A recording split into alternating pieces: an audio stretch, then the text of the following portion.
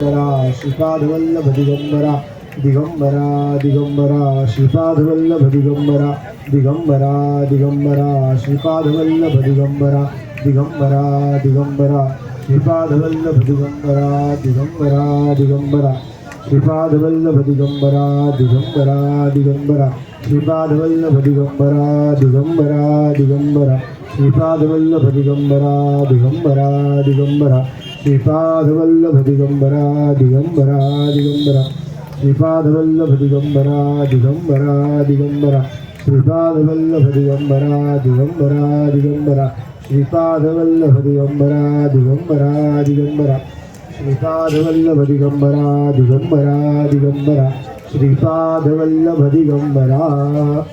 अवधूत चिंतन श्री गुरुदेव दत्त सद्गुरु स्वामी महाराज की जय। श्रीपाद श्री वल्लभ स्वामी महाराज की जय। आवाज येतोय सगळ्यांना? रोजच्या सारखंच आजही आपण मंगलाचरणाने आजच्या वाक्पुष्पाला सुरुवात करूयात। आपले सगळ्यांनी हात जोडायचे आहेत, डोळे बंद करायचे आहेत आणि मंगलाचरण आपण करायचं आहे। आपल्या कुलस्वामिनीचं इष्टदेवतेचं स्मरण करायचं आहे, सद्गुरू दत्तात्रेयांचं गंगा गोदावरी मातेचं स्मरण करायचं आहे। हात जोडून सगळ्यांनी नमस्कार करायचा। वक्रतुंड महाकाय सूर्यकोटी समप्रभ निर्विघ्नं कुरु मे देव सर्वकार्येषु सर्वदा। सरस्वती नमस्तुभ्यं वरदे कामरूपिणी विद्यारंभं करिष्यामि सिद्धिर्भवतु मे सदा। जमदग्निप्रियां देवी रेणुकामेकमातरं सर्वारंभे प्रसीदत्वं नमामि कुलदेवतां। सह्याद्रिशीर्षे विमले वसन्तं गोदावरी तीरपवित्रदेशे यद्दर्शनात् पातकमाशुनाशं प्रयाति तं त्र्यम्बकमीशमीडे। यदक्षरमनाख्येयम् आनन्दम् अजकेवलं श्रीमन्निवृत्तिन्याथेति ख्यातं दैवतमाश्रये। शङ्करं शङ्कराचार्यं केशवं बादरायणं सूत्रभाष्यकृतौ वन्दे भगवन्तौ पुनः पुनः। त्र्यम्बकस्य जटोद्भूते गौतमस्य अघनाशिनी सप्तधा सागरं यान्ति गोदावरी नमोऽस्तुते। काषाय वस्त्रं करदण्डधारिणं कमण्डलुं पद्मकरेण शङ्खं चक्रं गदाभूषितभूषणाढ्यं श्रीपादराजं शरणं प्रपद्ये।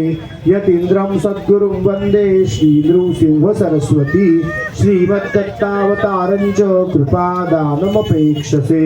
आदौ ब्रह्मा मध्ये विष्णु अन्ते देवः सदाशिवः मूर्तित्रयस्वरूपाय दत्तात्रेय नमोस्तुते। अवधूत चिंतन श्री गुरुदेव दत्त सद्गुरु स्वामी महाराज की जय। श्रीपाद श्री वल्लभ स्वामी महाराज की जय। नृसिंह सरस्वती स्वामी महाराज की जय। गुरुतीनाथ महाराज की जय। कपालेश्वर भगवान की जय। त्र्यंबकेश्वर भगवान की जय। गंगा गोदावरी माता की जय। अवधूत चिंतन श्री गुरुदेव दत्त। आपण आजचा आपला हा 7वा दिवस आहे या व्याख्यानांचा। सद्गुरूंच्या भक्तीचा जो योग आपण सुरू केला या चिंतनाचा गुरुचरित्र एक चिंतन या नावाने आपण या ठिकाणी ही वाक्सेवा करतो। भगवंताची असीम कृपा असणाऱ्या, भगवंताबद्दल सात्विक भाव ठेवणाऱ्या, भगवंतांनी दाखवलेल्या मार्गाने आचरण करणाऱ्या सिद्धांना, साधकांना, कला उपासकांना, वेगवेगळ्या कलांमध्ये नैपुण्य प्राप्त केलेल्या विद्वानांना, वैज्ञानिकांना, वैमानिकांना, डॉक्टर, इंजिनियर अशा वेगवेगळ्या क्षेत्रात आपलं कार्य अतिशय सज्जनतेने करणाऱ्या, ज्या क्षेत्रात आहे त्या क्षेत्रात समाजोपयोगी कार्य करणाऱ्या सगळ्या सज्जनांना नमस्कार करून आपण आजच्या ह्या कार्याची सुरुवात करू, या वाक्पुष्पाची सुरुवात करू। कारण हे सगळे सज्जन सद्गुरूंना फार आवडतात। आपण पहिल्याच दिवशीच्या कथेमध्ये बघितलं, संदीपक काही भगवंताची सेवा करत नाही हो, तो त्रैमूर्तींचं नाव सुद्धा घेत नाही। तरीही त्याच्या कार्यरत तो आपल्या गुरूंकडे जे कार्य करतोय ते मनोभावे करतोय, म्हणून त्रयमूर्ती त्याच्यावर काय झाले, प्रसन्न झाले. तसं सद्गुरूंचं एखाद्याने नाव घेतलं काय, नाही घेतलं काय, नामस्मरण केलं काय, नाही केलं काय, पण धर्म मार्गाने आपलं आपलं आचरण आपल्या आपल्या कार्यक्षेत्रात जरी उत्तम ठेवलं तरी सद्गुरू त्याच्यावर आपोआप कृपा करतात. त्याचं जे कार्य उत्तम आहे ना, म्हणून सद्गुरूंना तो आवडतो. म्हणून अशा सगळ्या समाजातल्या सज्जनांना आपण नमस्कार करू आणि त्यांच्या हृदयस्थ सद्गुरूंना नमस्कार करून आपण आजचं हे वाक्पुष्प सुरू करू. आपण काल बघितलं की एक दाम्पती त्या स्त्रीच्या इच्छाशक्तीने तिचा पती पुन्हा सद्गुरूंच्या वाणीने जिवंत झालेला आहे आणि ते दोघं सद्गुरूंच्या इथे जाऊन बसलेले आहेत. इथपर्यंत आपण कालची कथा बघितली होती. तिथून आता आज आपण सुरुवात करूयात. श्री गणेशाय नमः. नामधारक शिष्य राणा लागे सिद्धाची आचरणा विनवी तसे भाकुनी करुणा भक्ती भावे करोणी म्हणे स्वामी सिद्ध मुनी पूर्वी कथा अनुसंधानी पती सह सुवासिनी आली श्री गुरु समागमे श्री गुरु आले मठासी पुढे कथा वर्तिली कैसी विस्तारो निकृपेसी विस्तारो निकृपेसी निरोपावी स्वामिया. सिद्धांनी नामधारकांनी सिद्धांना विनंती केली आहे की ती जी सुवासिनी आहे ती आपल्या पती बरोबर येऊन बसलेली आहे आणि पुढे ही कथा कशी झाली हे कृपा करून आम्हाला सांगा. सिद्ध सांगायला सुरुवात करताय. अहो नामधारका, त्या सुवासिनीने कर जोडून हात जोडून सद्गुरूंना एक प्रश्न विचारला. म्हणे सद्गुरू, रुद्राक्षचारी आमासी देता बोलिला परियेसी कामरी बांधून प्रेतासी दहन करा म्हणितले आणि एक बोलिले रुद्र सुक्त असे भले भले अभिषेकती विप्रकुळे ते तीर्थ आणावे. काय सांगितलं? 4 रुद्राक्ष या प्रेताला बांधा आणि रुद्र सुक्त हे फार महत्वाचं आहे, त्याच्याने स्नपन करा, अभिषेक करा असं सांगितलं. मग याचं महत्व काय आहे हे असं तुम्ही का सांगितलं आणि याची प्रचिती कुठे आहे हे आम्हाला ऐकण्याची इच्छा आहे असं तिने सद्गुरूंना विनंती केली. सद्गुरूंना तिने विनंती केली. सद्गुरू सांगतायत, भक्त भक्ती अथवा अभक्तीशी रुद्राक्ष धारण करणाऱ्यासी पापे न लागती परियेसा उंच अथवा निचा ते रुद्राक्ष महितला सांगितला अनुपमा सांगेन विस्तारुणी तुम्हा एक चित्ते परियेसा रुद्राक्ष धारणे पुण्य मिती नाही अगण्य अनेक द्यावया नाही साम्य श्रुती संमत परियेसा. सद्गुरू सांगतायत रुद्राक्ष तुम्ही भक्तीने धारण करा, अभक्तीने धारण करा, काही समजत असताना धारण करा, त्याबद्दल काही ज्ञान नसताना धारण करा. तुम्ही कशाही प्रकारे हा रुद्राक्ष धारण करा तरी सुद्धा काय होणार आहे, त्या रुद्राक्षाचं फळ आपल्याला मिळणारच आहे, निश्चित मिळणार आहे. धारण केल्याचं फळ आपल्याला निश्चित मिळणार आहेच. कशा प्रकारे मिळणार आहे बरं? तर सद्गुरू सांगतायत एक कथा सांगतो. सद्गुरू सांगतायत एक कथा. काय सांगतायत कथा? रुद्राक्षाचं अखंड तिथे महात्म्य सद्गुरू सांगतात आणि हे आपल्याला पटकन कळावं. मग आपल्याला प्रश्न पडतो की नाही, भक्त आणि अभक्ताशी म्हणजे माहिती असलेल्याला नसलेल्याला सगळ्यांना फळ असं कसं? तिलाही प्रश्न पडलाय असं कसं बा? माहिती असताना धारण केला तर ठीक आहे, माहिती नसताना धारण केला त्याचंही फळ आहे, मग कसं काय? सद्गुरू सांगायला सुरुवात करतात. सद्गुरू म्हणतायत भद्रसेन नामे राजा, एक काश्मीर देशाचा राजा आहे. कुठल्या देशाचा राजा आहे? काश्मीराचा. त्या राजाला त्या राजाचं नाव आहे भद्रसेन. त्याचा पुत्र सुधर्म, त्याच्या पुत्राचं नाव काय? सुधर्म. आणि त्यांचे एक मंत्री आहे. त्या मंत्र्यांचा पण एक पुत्र आहे. त्या राजाचा मंत्री सुद्धा नाम तारक विख्यात. त्याचं नाव काय आहे? तारक. सुधर्म आणि तारक यांची कथा सद्गुरु तिला सांगताय. सद्गुरु तिला म्हणतात, अगं बाई, सुधर्म नावाचा जो राजाचा मुलगा आणि तारक नावाचा मंत्र्यांचा मुलगा, हे दोघं लहान आहेत वयाने आणि राजवाड्यामध्ये राहत आहेत. मंत्र्यांचा मुलगा सुद्धा राजाच्या मुलाबरोबरच राहतोय, वाढतोय.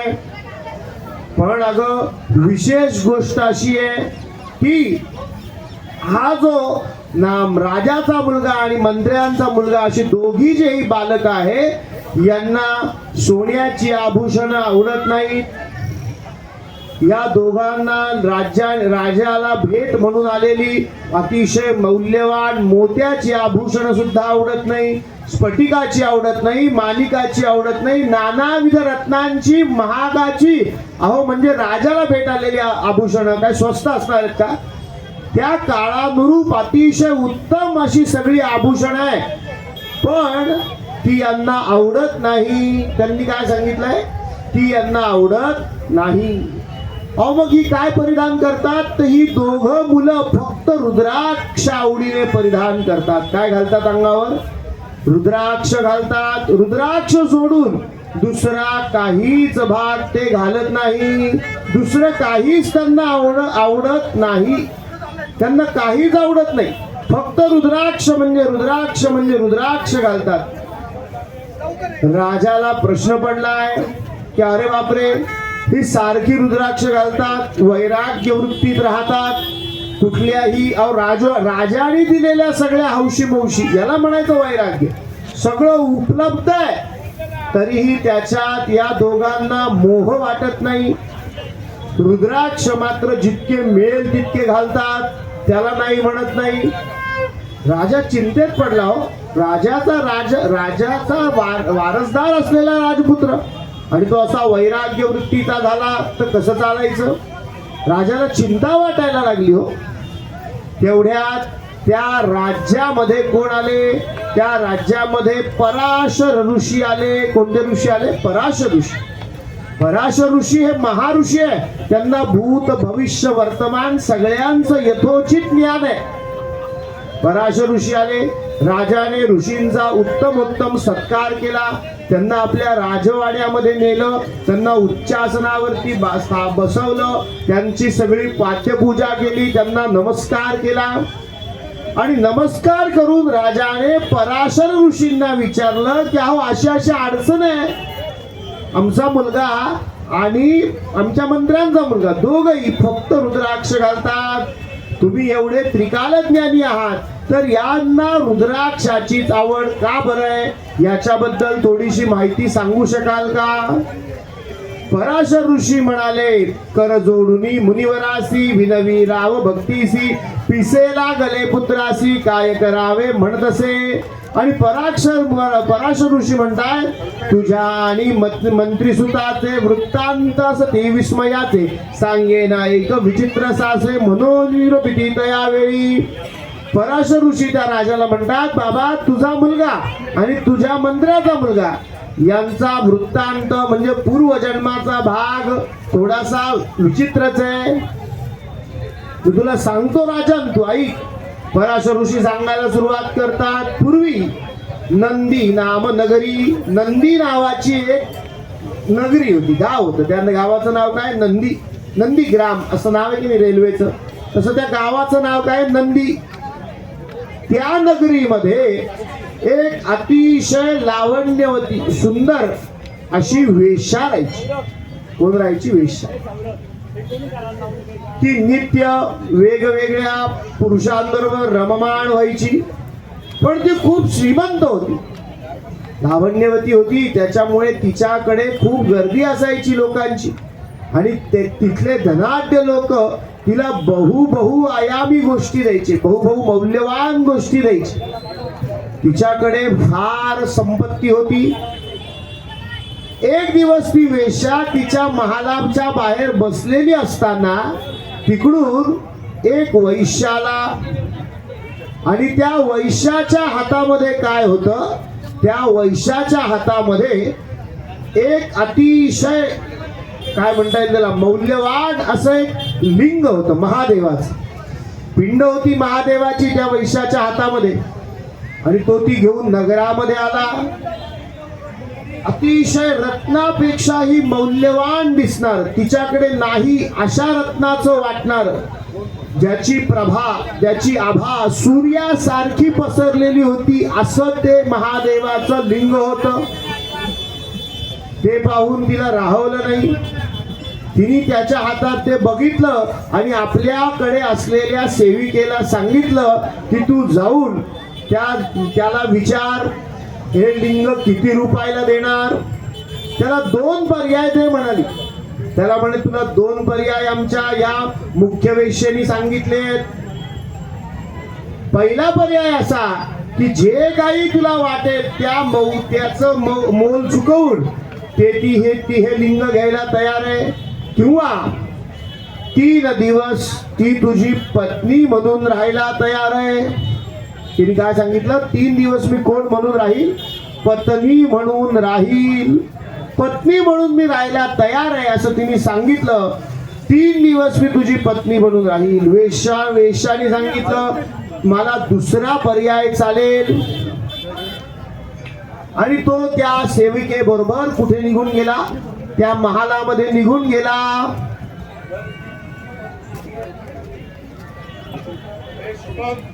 तो त्या महालामध्ये निघून गेला.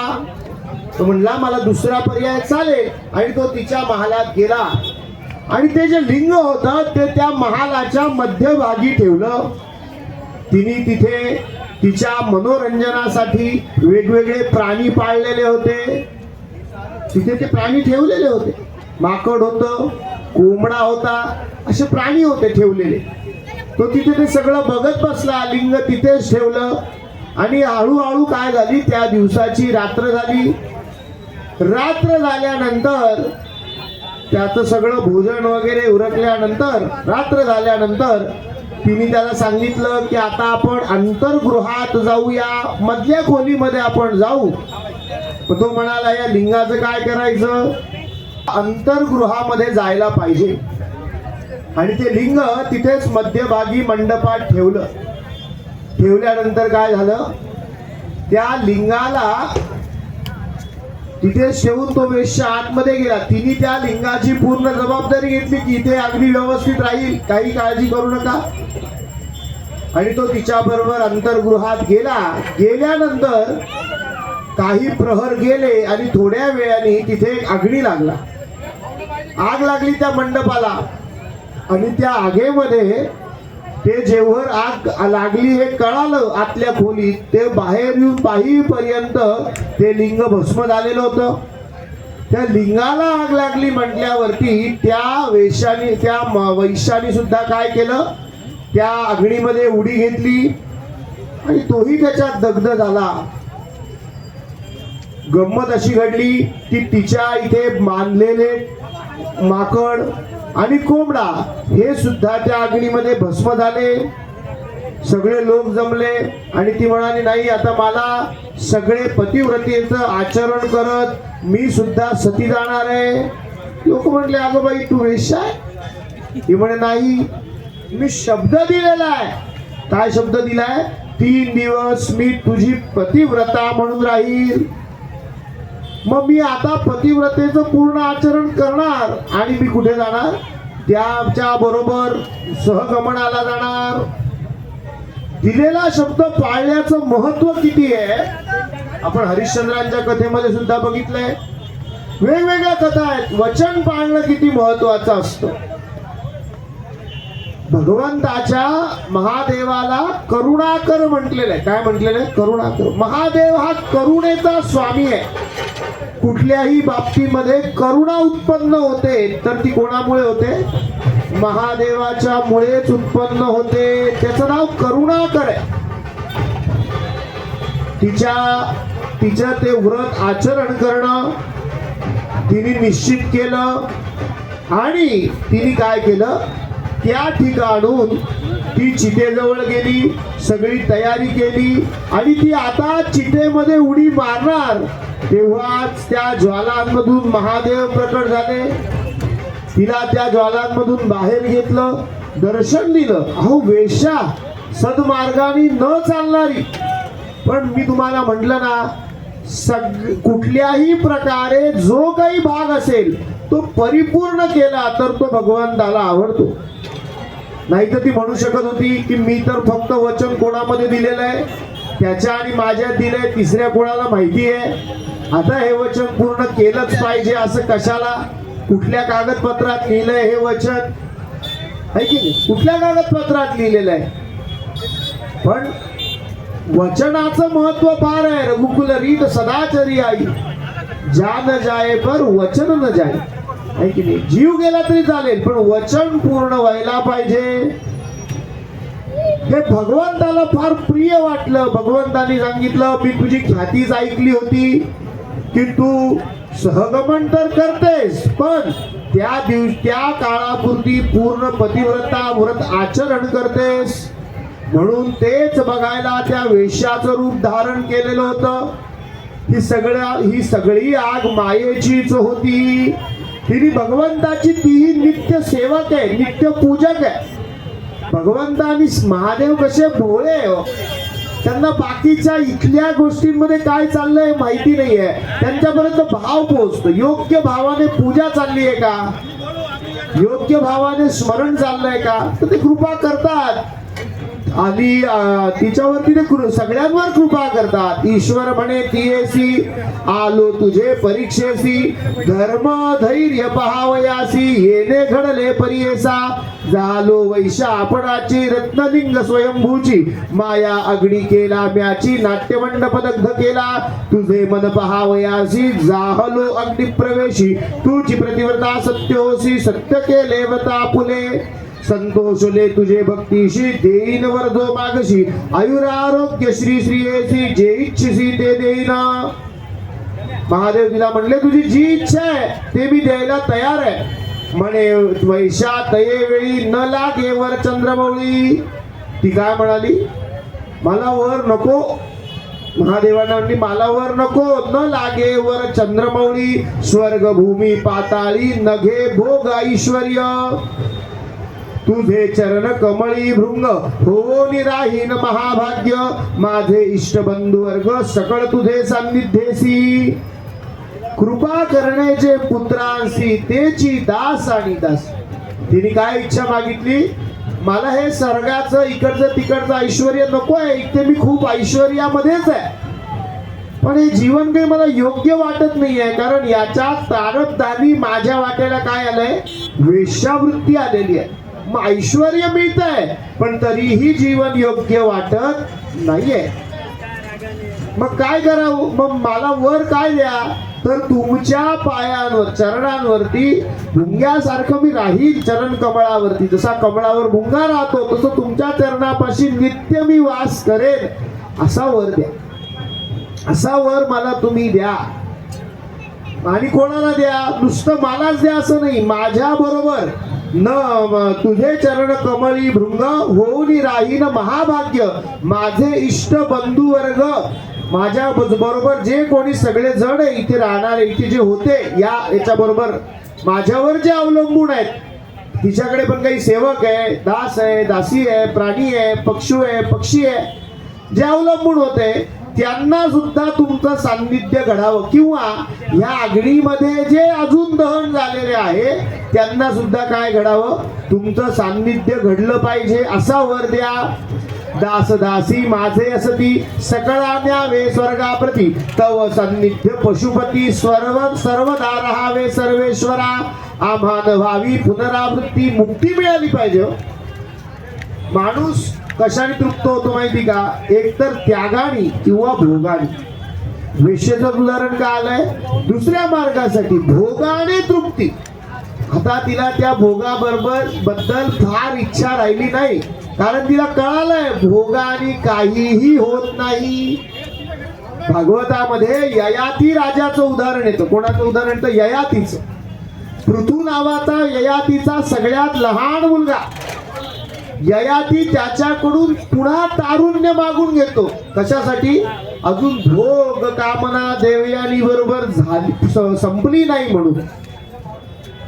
पृथू देतो. पृथू म्हणतो की वडिलांच्या कामी जो मुलगा येतो त्याच्यासारखं कृतार्थ जीवन झालेला दुसरा मुलगा नाही.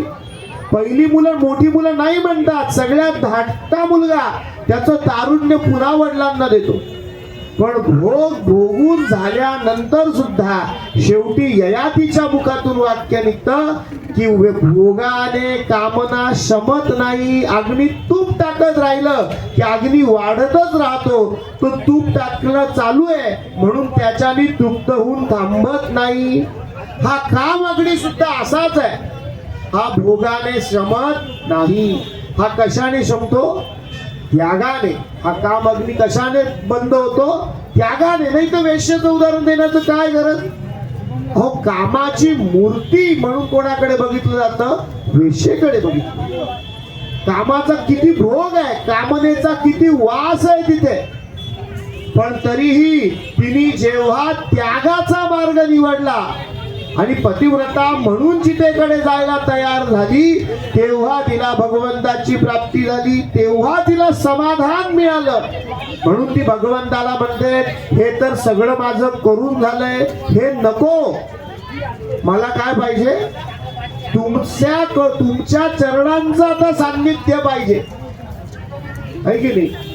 तुमच्या चरणांचं सान्निध्य पाहिजे आणि माझ्यावर तुमची नित्य कृपा पाहिजे आणि माझ्या दास दासींनाही पाहिजे. तिच्या नाट्यमंडपात दग्ध झालेल्यांमध्ये एक माकड आणि एक कोंबडा हे दोघेही दहन झाले होते. पण विशेष गोष्ट अशी की दहन होताना ती वेश्या महादेवाची पहिले पण भक्तच होती. दहन होण्याच्या काळात त्या माकडाच्या आणि त्या कोंबड्याच्या गळ्यामध्ये काय होता? रुद्राक्ष होता. त्यांना काही कळत होतं का? माकडाला काही कळत नव्हतं रुद्राक्ष आपल्या गळ्यात का बरं आहे. कोंबड्यालाही कळत नव्हतं. तिने आपला छंद म्हणून त्यांच्या गळ्यात एक एक रुद्राक्ष बांधले होते, छंद म्हणून बांधले होते. पण तिला तर काही त्यांना तर काही कळतच नव्हतं. माकडाला माहिती नाही आपल्या गळ्यात काय बांधलंय, दगड बांधलाय का रुद्राक्ष. म्हणून सांगितलं आपण ही कथा कुठल्या ओळीवरून सुरू केली होती? माहिती असताना रुद्राक्ष घातला काय, ज्ञात अथवा अज्ञात कसंही घाला, त्याचं फळ मिळाल्याशिवाय राहत नाही. त्या रुद्राक्षाचं फळ मिळतच. अहो, त्याच्या बरोबर ते रुद्राक्षा बरोबर हे दोघ जण दग्ध झाले. पुण्य इतकं वाढलं की या दोघांचा जन्म कुठे झाला? राजकुळामध्ये झाला, राजपुत्र म्हणून झाला. पराशर ऋषी सांगतात, राजा तुझा सुधर्मा नावाचा मुलगा आणि तारक नावाचा मंत्र्यांचा मुलगा, तुझा मुलगा तेव्हा दग्ध झालेलं माकड आहे आणि हा मुलगा तेव्हा दग्ध झालेला कोंबडा आहे. उपासना पुढे येते. शनिप्रदोषाची आली होती की नाही? श्रीपादांच्या कथेपासून नृसिंह सरस्वती महाराजांच्या कथेमध्ये त्यांच्या आई बरोबर काय आली? मागच्या जन्मीची शनिप्रदोषाची उपासना आली. आपोआप कोणीतरी भेटतं ते करायला सांगतं. तो योग कसा जुळून येतो? आपल्या प्रारब्ध कर्माने येतो. एखाद्या शिवव्रती घरातच आपला जन्म व्हावा का? एखाद्या गणपत्य घरामध्ये म्हणजे गणपतींची सेवा उत्तम करणाऱ्या घरात जन्म व्हावा. एखाद्या ठिकाणी हरिसेवेमध्ये मग्न असणाऱ्या वारकरी संप्रदायात एखाद्याचा जन्म व्हावा का व्हावा? किंवा त्या संप्रदायाची गोडी लागावी, एखाद्याला महादेवाची लागावी, एखाद्याला हरीची लागावी, एखाद्याला गणपतींची लागावी, एखाद्याला दत्तात्रेयांच्या स्वरूपाची गोडी लागावी का? प्रारब्ध कर्माशिवाय माणूस त्या मार्गाला जात नाही. जन्मोजन्मी आम्ही बहुपुण्य केले तेव्हा या विठ्ठले कृपा केली, आपोआप नाही होती कृपा. मागच्या जन्माचं फलित म्हणून काय आली? त्या रुद्राक्षाप्रती गोडी आली. ह्या जन्मी काय आली? गोडी.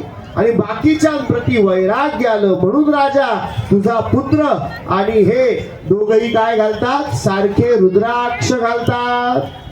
आणि राजा नकळत घातलेल्या रुद्राक्षाचं जर एवढं फळ मिळत असेल तर समजून उमजून घातलेल्या रुद्राक्षाने किती फळ मिळेल?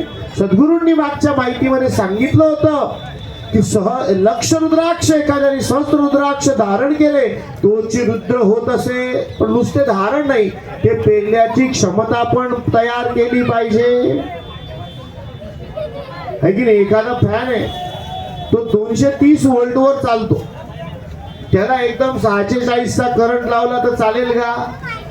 क्षमता नाही ना त्याची, क्षमता तयार आहे आणि तेवढी ऊर्जा मिळते तर जे आहे ते सिद्धता प्राप्त होणार आहे. मग तशा प्रकारे राजाने सांगितलं, पराशर ऋषीने सांगितलं असे असं आहे राजा. राजाला फार बरं वाटलं, अहो आपला पुत्र शिवभक्त आहे, उत्तम आहे, काही हरकत नाही. पराशर ऋषींना राजाने पुढचा प्रश्न विचारला, हे तुम्ही भूतकाळ सांगितला, आता तुमच्याकडून हा उत्तम भूतकाळ ऐकल्यानंतर राजन, ऋषी महाराज, ऋषी मुनी, महर्षी पराशर ऋषी, माझी अशी इच्छा आहे की तुम्ही याचा भविष्यकाळही सांगावा. पराशर ऋषी म्हणतात, राजा भविष्यकाळ विचारू नकोस. राजा म्हणतो नाही. पराशर ऋषी सांगतात, अरे केलेल्या रुद्राक्षाबरोबर दहन झालं म्हणून त्या पुण्याचं फलित म्हणून राजवैभव मिळालं, पण आधीच्या जन्मातली जी काही पापकर्म आहे ती काही संपलेली नाही. त्याच्या पुण्याच्या बदल्यात पुण्य मिळत आहे, इथे जन्म झालाय, पण आधीच्या कर्माचं फलित म्हणून तुझ्या मुलाला काय मिळालंय, अल्पायुष्यत्व मिळालंय, त्याला 12 वर्षाचं आयुष्य मिळालंय राजन. आणि सांगायला मला खेद वाटतो राजा की हे 12 वर्ष संपायला 7 दिवस शिल्लक आहे. हे 12 वर्ष संपायला किती दिवस शिल्लक राहिले, 7.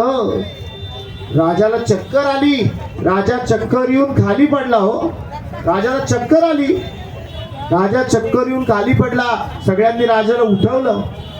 राजाने पराशर मुनींना विचारलं, मुनी हो, मला तुम्ही आता याच्यावरती उपाय सांगा. तुम्ही ज्ञानवंत आहात, ज्ञानवंत आहात तुम्ही, तुम्हाला हे माहिती असेल की याच्यावर काय उपाय आहे, मी काय करू. तुम्ही म्हणतायत तर तसं होईल याच्यावर माझा दृढ विश्वास आहे. पण आता हो माझा एकटाच राजपुत्र आहे, मला काहीतरी उपाय सांगा. पूर्वजन्मी अज्ञानेसी रुद्राक्ष बांधिले तेने वेशी, त्या पुण्ये दशाईशी प्राप्त झाली स्वामिया. ज्ञानवंता आता जाण करीती रुद्राक्ष धारण, पुढे याचे लक्षण कवन परिवर्तते. ऐक राजा तुझा कुमार 12 वर्षे आयुष्य असे, तया 12 वर्षात राहिले असती दिवस 7. 8व्या दिवशी येईल मृत्यू तुझ्या पुत्रासी परियेसा. ऐकोनी ऋषींचे वचन राजा मूर्छित झाला तक्षण, करिता झाला रुदन अनेक परी दुःख करीत. सद्गुरूंना तो शरण गेला, म्हणे सांगा मी काय करू, काय करू, काय करू सांगा. भक्तवत्सल सर्वेश्वर दिधले वेद सार, रुद्राध्याय सुंदर दिधला तया विरंजीसी. पराशर सांगतायत क्या हो, सर्वेश्वरानी म्हणजे महादेवानी रुद्राध्याय नावाचा अष्टाध्यायी रुद्र कोणाला दिलाय, ब्रह्मदेवाला दिलं. आणि हे रुद्र असं सक्षम आहे राजन की अरे ह्या रुद्राने चित्रगुप्ताच्या इथे लिहिलेलं लिखाण सुद्धा बदललं जाऊ शकतं. जर हे रुद्र असेल तर काय होणार आहे, चित्रगुप्ताच्या इथे लिहिलेलं विधान सुद्धा बदललं जाऊ शकतं. राजन तू काय कर, तू आता या अतिरुद्राचा इथे अनुष्ठान कर. अतिरुद्राचं काय कर, अनुष्ठान कर. पंचत्व शिवात्मक रुद्राध्याय असे विख्यात, ब्राह्मयाने चतुर्मुख विश्वसृजले वेदमध्ये. रुद्राध्याय विस्तारेत सांगे ब्रह्मा मुनिवरासी. राजा तू काय कर, तर या ठिकाणी अतिरुद्राचं अनुष्ठान कर. या अनुष्ठानाने काय होईल, तुझ्या पुत्राला काय होईल, त्या ठिकाणी त्याच्या आयुष्याची वृद्धी होईल. त्याच्या आयुष्याची काय होईल, वृद्धी होईल. इथे विस्तारामध्ये, अगदी विस्तारामध्ये काय केलेलं आहे, अगदी विस्तारामध्ये या ठिकाणी रुद्राचं महात्म्य सांगितलंय. आपण तेवढ्या विस्तारात जाणार नाही, पण ही जी रुद्र सूची आहे ही जर आपण ऐकली तर त्याच्यामध्ये सांगितलंय गायत्री त्रिष्टुप जगत्य निष्ठुप पंक्त्यासह बृहदृष्णी हाक कुपसूची भिही शाम्यंतुत्वा. अर्थ काय व्हायचा, गायत्री त्रिष्टुप अनुष्टुप बृहती पंक्ती हे सगळे छंद आहे. छंद म्हणजे काय, छंदऊ पादऊ तू वेदस्य, वेदाचे पाय आहे छंद. छंद म्हणजे काय? आपण एखादं गाणं म्हणतो ना, त्या चालीमध्ये म्हणतो, त्याला म्हणतात छंद. भुजंग प्रयात नावाचा छंद आहे की नाही? तो कोणी प्रसिद्ध केलाय? रामदास स्वामींनी. आर्या नावाचा छंद आहे, तो कोणी प्रसिद्ध केलाय? मोरेश्वरांनी, मोरोपंतांनी. कुठला छंद म्हटलाय? आर्या. आपण ना, सुसंगती सदा घडो, सृजन वाक्य कानी पडो, कलंक मतीचा झडो, विषय सर्वथा नावडो. मग ही जी चाल आहे, चाल कशाने येते? पायानी. म्हणून छंद वेदाचे काय आहे? पाय. चाल तयार व्हायची असेल तर पाय असले पाहिजे की नाही? ही जी चाल आहे ही कशाची आहे? आर्या वृत्ताची. कशाची? आर्या. तसं हे वेगवेगळे छंद आहे. गायत्री, त्रिष्टू, बानष्टू, पंक्ती, बृहती छंद आहे. ते काय सांगतायत? सूची ही या वेगवेगळ्या छंदांनी उत्तम अशी एखादी फुलाची माळ तयार करावी. तसं हा रुद्राचा अध्याय, रुद्राचे अष्टाध्याय कोणी तयार केले? महादेवानी. कशासाठी? शाम्यंतुत्वा. या भूतलावरच्या प्राणी मात्रांच्या मनामध्ये शांती निर्माण व्हावी. आपण कालच बघितलं, मनात शांती आहे तर भगवंताचा वास आहे, नाही आहे तर कल्लोळात भगवंत राहत नाही. काय निर्माण व्हायला पाहिजे? शांती. सुशांतीर भवतु. आशीर्वाद काय असतो? सुशांतीर भवतु. सगळं केलं आपण, पैसे कमवले, हे केलं, ते केलं, अमुक केलं, तमुक केलं, सगळं सगळं सगळं सगळं केलं. शांती त्याच्याने आली आहे का? तर ते सगळं केल्याचा उपयोग आहे. ती आली नसेल तर त्या केलेल्या गोष्टीचा उपयोग नाही, आहे की नाही? असं व्हायला, शांती यायला पाहिजे. सगळे शांतीला प्राप्त करण्याचे काही भौतिकातले, काही अभौतिकातले, काही अध्यात्मातले असे काही मार्ग आहे. पण मूळ उद्देश काय आहे? सुशांतीर भवतु. आणि मग रुद्राध्यायामध्ये सांगतात शाम्यंतुत्वा. कशासाठी?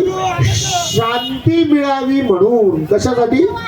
शांती मिळावी म्हणून. शाम्यंतुत्वा ही सगळी सूची ही या सगळ्या छंदांच्या उत्तम उत्तम फुलांची माळ तयार केली आहे. कोणासाठी? शाम्यंतुत्वा. या मनुष्यांना शांती मिळावी म्हणून. आणि मग राजा पराशर ऋषी राजाला सांगतात अशा रुद्राचं महात्म्य ब्रह्मदेवाने सुद्धा सांगितलंय. पूर्वजन्मी पाप करीती अल्पायुषी होऊन उपजती, तया पाप होय निष्कृती, रुद्र जापे करुणिया. पराशर ऋषी राजाला सांगतात पूर्वजन्मे पापे करीती अल्पायुषी होऊन उपजती, तया पापा होय निष्कृती. शुद्धी होते त्या पापांची. निष्कृती म्हणजे काय? शुद्धी. कशी? रुद्र जपे करुणिया. रुद्राध्याय सारखा पठन केला तर हळूहळू काय होतं? ती केलेली पापं सुद्धा या जन्मामध्ये नाहीशी होतात आणि दीर्घायुष्याची प्राप्ती होते. थोडक्यात महादेवाच्या कृपेने मृत्युंजय होता येतं. तैसे अल्पायुषी नरे रुद्र जाप करती बरे, पापे जाती निर्धारे दीर्घायुषी होय देखा. रुद्र जप मंत्रेस्नी स्नान करीती करविती ईश्वरासी, तेची उदक भक्तीसी जे जन करीती स्नानपान, त्या ते मृत्यू भय नाही अनिक एक नवल पाही. रुद्र जापे पुण्य देही स्थिर जीव पुण्यसे, अतिरुद्र जपोनी उदकासी स्नान केल्या नरासी, भीतसे मृत्यू त्यासी तेही तर ती भवार्णवी. सद्गुरु पराशर ऋषी सांगतायत की अहो, जर अतिरुद्र एखाद्या ठिकाणी केला, त्या अतिरुद्राचा पाठ केला, त्या स्पंदनांनी युक्त असं जे काही तिथलं तीर्थ आहे ते जर एखाद्या मृत्यूशय्येवर असलेल्याला स्नपन केलं तर त्याचा गंडांतर होऊ शकतं, योग टळू शकतो. म्हणून आपण काय करतो, नेहमी कोणीची तब्येत बिघडली की एक तर महामृत्युंजय जप सुरू करतो, किंवा त्याला काय करायला सांगितलंय? रुद्राच्या पाठाने स्नपन करायला सांगितलंय, त्याच्यावरती अभिषेक करायला सांगितलंय रुद्र पाठाचा, रुद्राच्या तीर्थाचा. म्हणजे रुद्र म्हणत नाही, महादेवाला रुद्र म्हणायचं, ते तीर्थ गोळा करायचं आणि त्या तीर्थाचं स्नपन कुठे करायचं? त्या व्यक्तीवर करायचं. तसंच सांगितलंय बघा. रुद्र जप मंत्रेसी स्नान करीती ईश्वरासी, तेची उदक भक्तीसी जे जन करीती स्नान पान. त्याच्याने स्नपन करायचं. त्याच्याने काय होतंय? तर त्या प्रकारे त्या सगळ्यांचं दुःख हरण होतं. मग पराशर ऋषी सांगतात, राजन असं हे रुद्र सुक्त आहे, अष्टाध्यायी हे रुद्र आहे. मग आपण काय करू? दशसहस्त्र वर्षांवरी तव आता तुझ्या कुमारासी उपाय सांगेन पर्येसी, दशसहस्त्र रुद्रेसी स्नपन करी शिवाते. तू काय कर? दशसहस्त्र रुद्रे ती स्नपन करी शिवाते. 7 दिवस काय कर? 10,000 रुद्र पाठांनी शिवाला काय करायचंय? स्नपन करायचं, अभिषेक कर आणि ते तीर्थ गोळा करून घे. आणि त्या तीर्थाने 7व्या दिवसापासून तुझ्या मुलाला आंघोळ घालायला सुरुवात कर. म्हणजे काय होईल? 8व्या दिवशी येणारा मृत्यू टळू शकेल. राजाने ऐकलं, सगळ्या विद्वानांना बोलावलं, त्या रुद्राचा पाठ करवला, स्नपन करवलं. पराशरान ऋषींना विनंती केली, हे होईपर्यंत मार्गदर्शनाला तुम्ही इथे थांबा. पराशर ऋषी थांबले. त्यांनी स्वतः ते सगळं करून घेतलं. 8वा दिवस उजाडला. त्या बाळाला रुद्राचा अभिषेक करणं चालू आहे. त्याची या जळे पुत्रासी स्नान करवी प्रति दिवशी, सप्तदिन येणे विदेशी आराधिला ईश्वर. वद अवधी जाहले दिवस 7, बाळ पडला निचेष्टित. बाळ हले ना, पण 7वा दिवस संपला आणि बाळाचं शरीर थंड, त्या बालकाचं, त्या राजपुत्राचं शरीर थंड पडायला लागलं. पडला निचेष्टित. पराशरे येऊनी तीर्थवरित उदके सिंचिले. ते जे सगळं तीर्थ गोळा केलं होतं ते त्या बालकावर शिंपडायला सुरुवात केली. उदके सिंचिले तये वेळी अवचित, वाक्य जाहले अदृश्यता, सवेचे दिसे अद्भुत. दंड हस्त महापुरुष महादृष्ट भयचकित, आले होते यमदूत. समोर कोण येऊन उभे राहिले बालकाच्या? यमदूत. की अरे तुझा प्राण न्यायचा आहे. पण तेवढ्यात काय झालं? समस्त जिजवर रुद्र पठित. तिचं रुद्राचा पाठ चालला होता, त्याचं स्नपन चाललं होतं. मंत्राक्षता देता ती, मंत्राक्षता ते अवतरी घातली या कुमारावरी. त्या रुद्राच्या पाठाच्या अक्षता त्या बालकावर टाकल्या. दूत पाहती राहुणी दुरी, जवळ ने येऊ शकती. पण ते त्या बालकाला प्राण देण्यासाठी जवळ येत नव्हते. हो, ते यायला तयार नाही. भयचकित यमदूत पळून गेले धावित. त्यांच्या मागे शिवदूत लागले, यमाच्या दूतांच्या, आणि ते पळून गेले यमदूत. येणे परी द्विजवर तेने रक्षिला राजकुमार, आशीर्वाद देती थोर वेदश्रुती करून या. त्र्यंबकेश्वर भगवान की जय, कपालेश्वर भगवान की जय. या रुद्रपाठाच्या परिणामाने काय झालं? तर त्या बालकाला दीर्घायुष्य मिळालं. तेवढ्यात तिथे नारद मुनी आले. नारद मुनी म्हणाले, अहो मी एक विचित्र गोष्ट बघितली. येता येता शिवदूत यमदूतांच्या पाठीमागे लागलेले आहेत आणि ते यमाकडे गेले. यमराजाकडे जाऊन त्यांनी सांगितलं, असं असं आहे. तिथून वीरभद्र निघाला, सगळ्यांना घेऊन तिथून यमराज निघाले. इथून वीरभद्र निघाला महादेवांकडून, आणि दोघही चित्रगुप्तांकडे गेले. तिथे जाऊन चित्रगुप्ताच्या लेखीमध्ये बघतायत तर काय, याचं लिहिलेलं आयुष्य 10च वर्षाचं, 12च वर्षाचं आयुष्य 10च वर्षाचं आयुष्य निघालं. पण पुढे काय लिहिलेलं निघालं?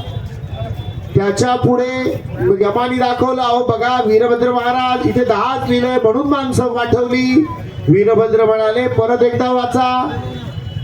पानाच्या कोपऱ्यावर 10 लिहिलं होतं आणि त्याच्या खालच्या ओळीत काय लिहिलं होतं? सहस्त्र लिहिलेलं होतं. त्याच्या खालच्या ओळीत काय लिहिलेलं निघालं? सहस्त्र. यमराज म्हणले नाही 10च होतं. वीरभद्र म्हणले आता काय आहे? म्हणे दशसहस्त्र. हे कसं काय झालं? वीरभद्र सांगतायत हे कशाने झालं? रुद्राध्यायाच्या फळाने झालं. हे त्या रुद्राध्यायाच्या फळाने झालं. म्हणून सगळ्यांनी काय करावं? नेहमी रुद्राध्यायाचं श्रवण करावं. आपल्या वाढदिवसाच्या दिवशी महादेवाच्या ठिकाणी जावं, एक तर रुद्र ऐकावं किंवा महादेवाला रुद्राने अभिषेक करावा. त्याच्याने काय होते? आयुष्याची वृद्धी होते. दीर्घायुष्य प्राप्त होतो, मृत्युंजय होतो मनुष्य. त्याच वर्षात गंडांतर असेल तर ते टळतं. सोपा उपाय की नाही, करायला काय हरकत आहे. वाढदिवसाला एवढा खर्च इतरत्र होतो, एक अभिषेक महादेवाला करायला काय हरकत आहे. आपल्या वाढदिवसाच्या दिवशी कुठल्याही महादेवाच्या पिंडीपाशी जावं, रुद्राचं पठण करावं, महादेवाला अभिषेक करायला सोपा उपाय. काय हरकत आहे करायला, करायला पाहिजे. वाढदिवसाच्या दिवशी काय करा, तिथीच्या वाढदिवसाच्या दिवशी. मुख्य म्हणजे कधी करायचं आहे, तिथीच्या. तारखेचा वाढदिवसाचा फार आपल्याशी संबंध नाही. त्या दिवशी केक कापावा, उत्सव करावा, काय घरात करायचं ते करावं, व्यवहारिक गोष्ट. पण आध्यात्मिक गोष्टीला महत्व कधी आहे, तिथीच्या वाढदिवसाच्या दिवशी. तिथीच्या वाढदिवसाला काय करावं, आपण महादेवाला अभिषेक करावा, असं रुद्राचं महात्म्य सांगितलं. या रुद्राच्या महात्म्याने काय झालं ते त्या स्त्रीला सांगताय सद्गुरु की अगं बाई, या रुद्राच्या महात्म्याने काय झालं. ऐसा रुद्राध्याय महिमा, पूजा करावी गुरु ब्रह्मा, भिडेल न लागे काळ महिमा, श्री गुरु म्हणती दंपतीसी. त्यांना सांगतायत की त्याच्यामुळे काळाचा परिणाम होत नाही, म्हणून तुझ्या पण पतीच्या अंगावर पहिले काय शिंपडलं, तुला रुद्राक्ष मी बांधायला दिले आणि त्याच्या अंगावरती रुद्राचं पाणी शिंपडलं. याच्याने काय झालं, जोपर्यंत तू माझ्यापर्यंत येत होती तोपर्यंत त्याचा प्राण शरीरातच तग धरून राहिला. म्हणून पुढच्या जन्माचा काळ मागता आला आणि तो पुन्हा जिवंत झाला. नाही तर प्रकृतीच्या नियमाच्या बाहेर मी जात नाही. म्हणून तुला पहिले येऊन ते 2-4 रुद्राक्ष दिले आणि तुला सांगितलं त्या यतिवेशात येऊन तू तिथे जा, है की तुला ते सांगितलं. पुढे नामधारक शिष्यांना, नामधारक सिद्धांना विचारतायत, पुढे काय वर्तिले विस्तारोनी सांगवई रे मन माझे वेधिले, गुरुचरित्र ऐकावया. सिद्ध म्हणतायत, तुला मी नामधारका तुम्हाला मी पुढची कथा सांगतो. पुढच्या कथेत काय झालं, तो जो काही दाम्पती बसलेला आहे त्या दाम्पतीच्या पत्नीला फार छान वाटलं, फार छान वाटलं. गुरूंपाशी बसली आहे आणि आपण बघितलंय कृपा घ्यावी लगबगीने. कृपा कशी घ्यायला पाहिजे, जितकी शक्य आहे तितकी लवकर घ्यायला पाहिजे, तिच्यात वेळ दौडू नये. तिने विचार केला, पुन्हा सद्गुरूंच्या जवळ बसण्याचं भाग्य कधी मिळणार. पती तर आपला जिवंत झालाय, पण सद्गुरूंच्या जवळ थांबण्याचं भाग्य मिळेल का पुढे माहिती नाही. म्हणून तिने त्यांना विनंती केली की मला तुम्ही गुरुमंत्र द्या, दीक्षा द्या. सद्गुरूंनी तिला एक विशेष गोष्ट सांगितली. तिने सांगितलं, बाई यती धर्मामध्ये स्त्रियांना दीक्षा देत नाही. स्त्रियांना आचरण आहे पती सेवा आणि दुसरं आचरण आहे व्रत वैकल्य. आपल्याला काय सांगतात, व्रत वैकल्य करायला सांगतात गुरु. तुम्ही काय करा, व्रत. कारण सद्गुरू म्हणतायत स्त्रियां एवढं व्रतस्थ राहणं पुरुषांना शक्य नाही. 10 वेळेस उपवासाची आठवण करून द्यावी लागते. अहो बडीशोप काल, आज उपवास आहे. पटकन तोंडात काहीतरी टाकाल, चालता चालता आज उपवास आहे की नाही. पटकन जेवायला बसून घ्या, अहो तुमचा आज उपवास आहे. किती वेळेस आठवण करून द्यावी लागते, शक्य आहे का. तुमच्या महिलांनी एवढं व्रतस्थ राहणं पुरुषाला शक्य नाही. अहो हे 9 महिने 9 दिवसाचं व्रत शक्य आहे का. वजना एवढा मोठा गर्भामध्ये भार घेऊन चालायचं, हे पथ्य पाळायचे, ते पथ्य पाळायचे, हे काहीच नाही, जोऱ्यात चालायचं नाही, उठायचं नाही, बसायचं नाही. किती पथ्य आम्हाला करायला लावले. हे 9 महिने 9 दिवसाचे पथ्य जमायचे का आमच्याकडून, नाही होणार आहे. भगवंत गुरु सांगतायत, बाई प्रकृतीने तुमच्याकडे हे व्रत दिलंय. कशाचं, 9 महिने 9 दिवसाचं. हे मातृत्व नावाचं व्रत दिलंय की नाही तुला. हे संन्यास दीक्षा वगैरे हे तसं तुमच्यासाठी नाही.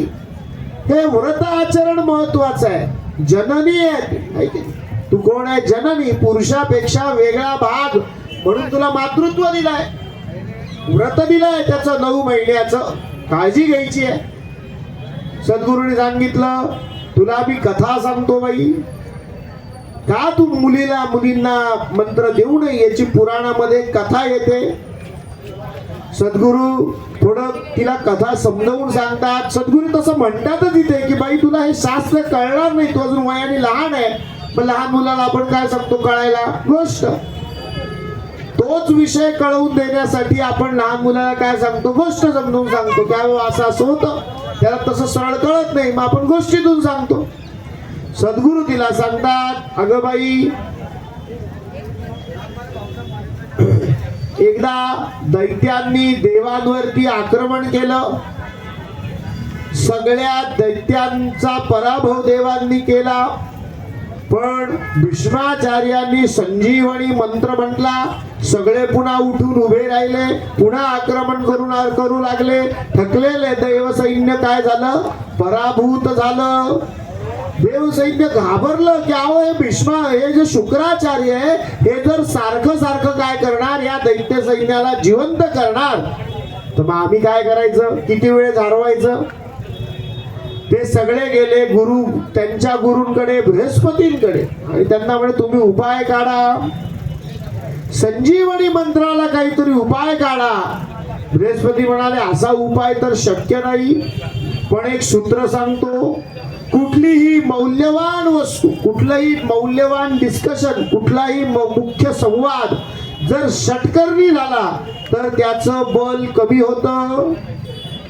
काय सूत्र सांगितलंय, महत्वाचा संवाद जर षटकर्णी झाला तर त्याचं बल काय होतं, कमी होऊन जातं. कसं, गुप्तचर यंत्रणेचे दोन मोठे अधिकारी एकमेकांमध्ये काहीतरी गोष्ट बोलताय आणि तिथे तिसरा माणूस बसवून ठेवला. आता संवाद किती करणी झाला, षटकर्णी. 6 काणी गेला की नाही संवाद, यांचे 2, समोरच्याचे 2 आणि तिसऱ्याचे 2. तिसरा बाहेर जातो आणि सगळ्यांना सांगतो कोणाला सांगू नको. मग ज्याला सांगतो तो अजून पुढच्याला सांगतो कोणाला सांगू नको. त्याच्या पुढचा अजून कोणाला तरी सांगतो कोणाला सांगू नको. मग ती बातमी गुप्त राहील का, आता नाही राहत ना ती बातमी गुप्त. संवाद षटकर्णी झाला की त्याचं प्राबल्य राहत नाही. षटकर्णी करणे मंत्राशी, त्यांनी उपाय सांगितला की काय करावं लागेल, मंत्राला षटकर्णी करावं लागेल, सगळीकडे पसरवून दाखवावं लागेल. एकदा मंत्र सगळ्यांना कळाला की त्याचं वैशिष्ट्य राहणार नाही. अहो पण मग सगळ्यांना कळायचा कसा, मग बृहस्पती म्हणाले माझ्या मुलाला पाठवतो, आमच्या कचाला पाठवतो, कोणाकडे, शुक्राचार्यांकडे शिकायला. तो तिथे मंत्र शिकेल, काहीतरी युक्तीने संजीवनी मंत्र ऐकेल, मंत्राला षटकर्णी करेल आणि निघून येईल. कचाला शुक्राचार्यांकडे शिकायला पाठवलं. कच हा राक्षसासारखा दिसायला तयार नाही, त्यांनी काही रूपही बदललं नाही, तो तसाच गेला. सगळ्या राक्षस कुळाने विचार केला हा काही बरोबर दिसत नाही. पण शुक्राचार्यांची कन्या, तिचं नाव देवयानी, तिला मात्र हा सुंदर दिसणारा कुमार फार आवडला. बघता क्षणिकच तिला आवडला. तिने आपल्या पित्याला विनंती केली, बाबा याला आपल्याकडे शिकायला ठेवून घ्या. सगळ्या राक्षसांचा विरोध सोडून पुत्री आपल्या कन्येची इच्छा म्हणून शुक्राचार्यांनी कचाला स्वतःकडे शिकायला ठेवून घेतलं. पण राक्षसांचा त्याच्यावरती फार डूब.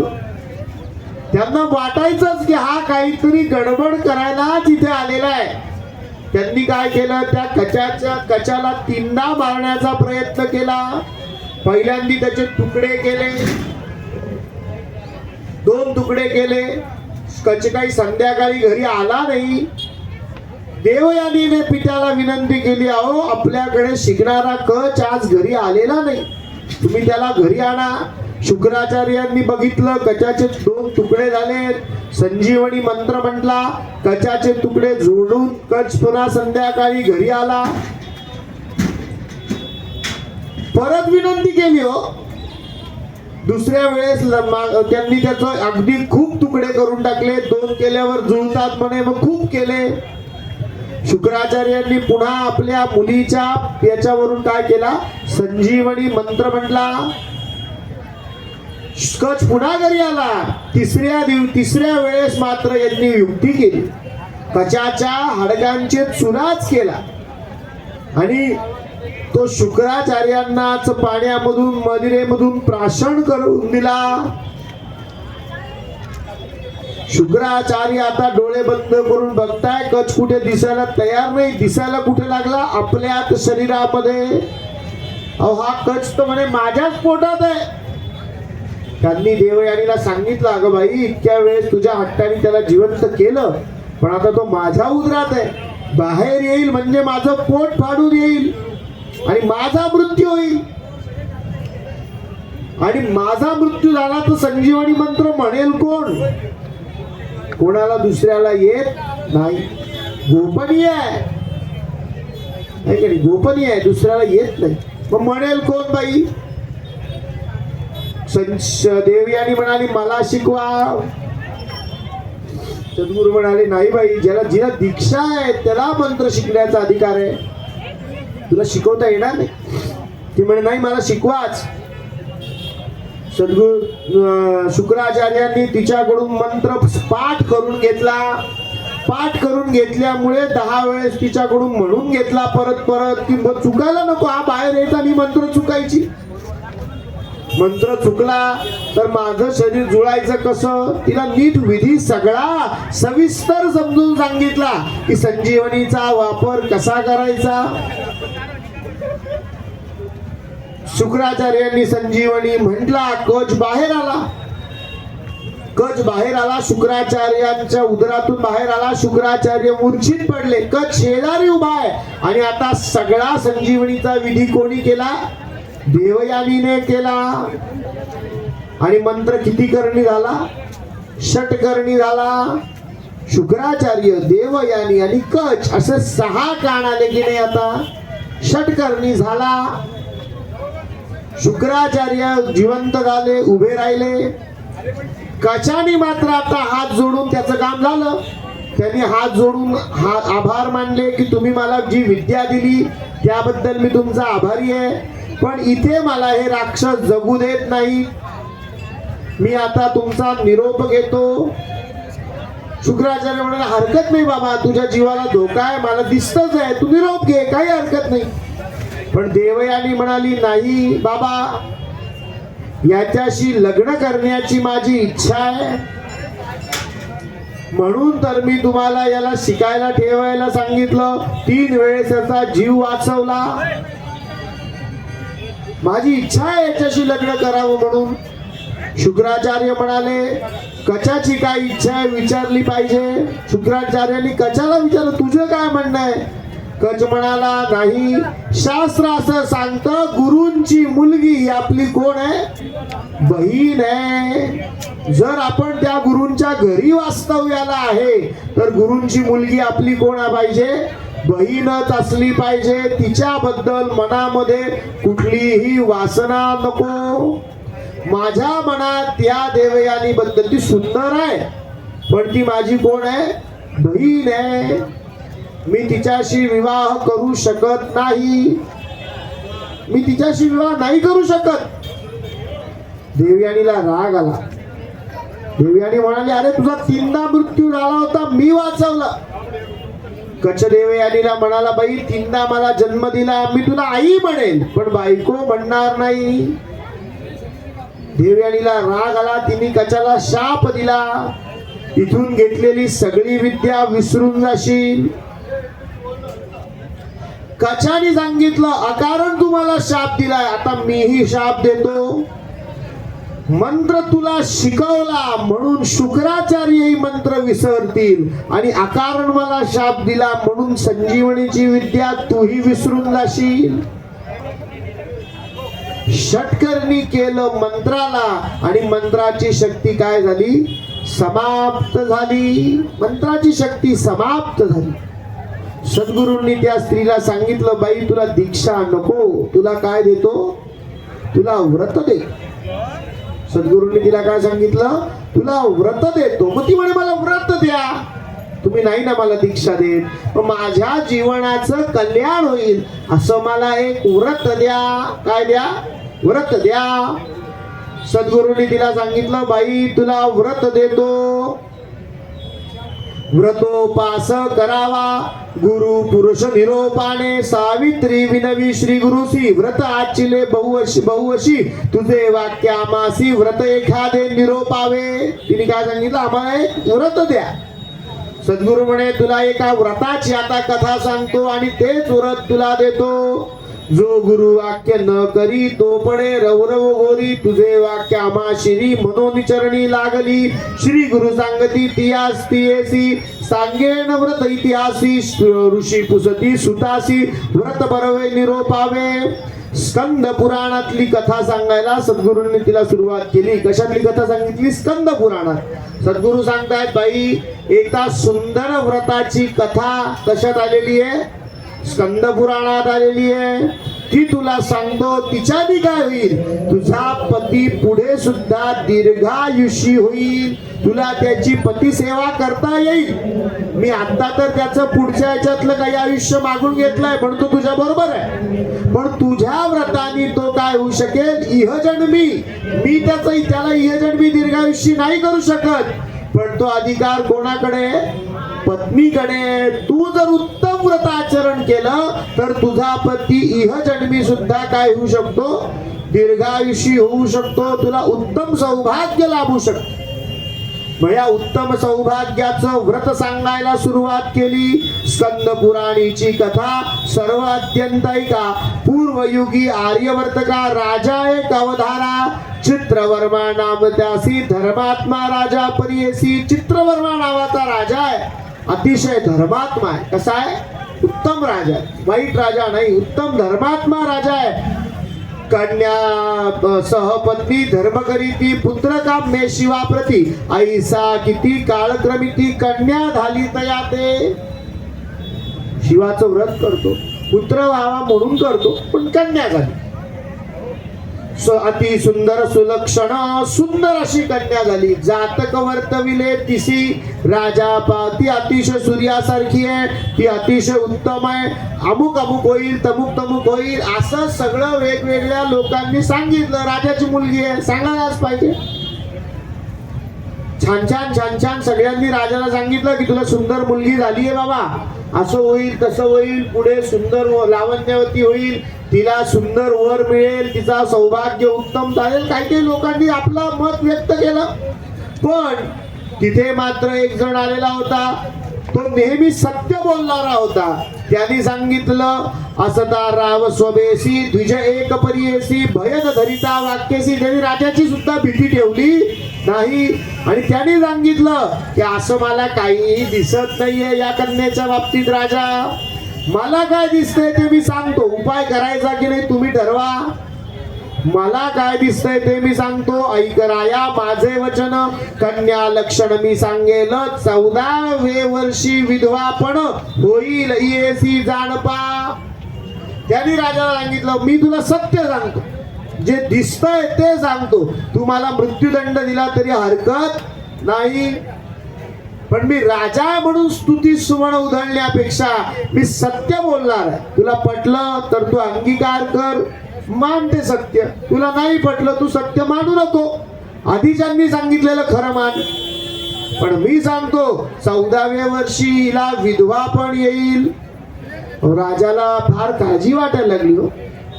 काय करावं काय करावं काय करावं म्हणून राजा अतिशय चिंतेत होता. आणि थोड्यावर दिवसांनी काय झालं, त्या राज्यामध्ये कोण आली? त्या राज्यामध्ये आली ब्रह्मस्त्री. तिचं वर्णन काय केलंय? ब्रह्मस्त्री, ब्रह्मवादिनी, म्हणजे सगळा वेदांत जाणणारी अशी. कोण? म्हणजे त्या काळात काही स्त्रिया शिक्षण घेत नव्हत्या असं काही नाही. उत्तम वेदांत जाणणारी आहे. कोण आहे? त्यांचं नाव आहे मैत्रेयी. त्यांचं काय नाव आहे? मैत्रेयी. मैत्रेयी म्हणजे कोण? आपण उत्तर भागामध्ये गेलो, आपल्याकडे कसं एखादा माणूस वाईट वागायला लागला की त्याला रावण म्हणतात, आहे की नाही? काय रावणासारखा वागतो, राक्षसासारखा वागतो. तसं एखादी स्त्री खूप बुद्धिमान असली की तिला उत्तर प्रदेशाकडच्या भागात काय म्हणतात, मैत्रेयी म्हणतात. तिला काय म्हणतात, मैत्रेयी. खूप बुद्धिमान स्त्री. हा शब्द त्या स्त्रीच्या, रावण या शब्दाचा अर्थ राक्षस नाही आहे, पण एखादा आचरण करणारा पुरुषच असा झाला की त्या शब्दाचाच अर्थ राक्षसासारखा पडला.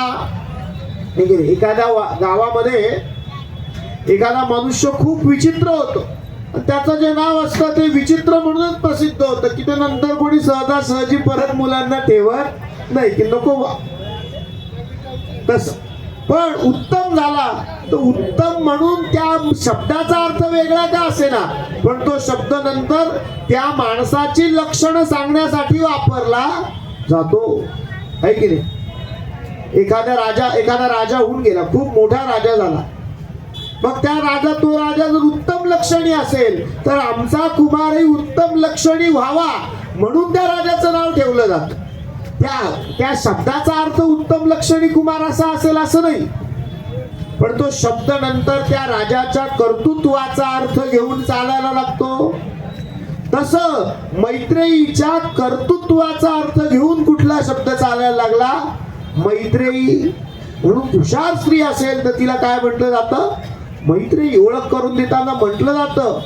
पतिव्रता असेल एखादी स्त्री तर तिला काय म्हटलं जातं, सावित्री. सावित्री शब्दाचा अर्थ पतिव्रता असा नाही आहे, पण तिच्या लक्षणाने त्या नावाने काय झालाय, तो पतिव्रता हा अर्थ धारण केलाय. तसं उत्तम स्त्रीचं नाव काय आहे, मैत्रेयी. एखादी स्त्री हुशार आहे तिला काय म्हटलं जातं तिकडे, मैत्रेयी. मैत्रेयी सारख्या असलेल्या अशी ओळख करून दिली जाते. मैत्रेयीत असलेल्या अमुक अमुक या विदुषी हुशार स्त्री म्हणून त्यांना काय संबोधलं जातं, मैत्रेयी.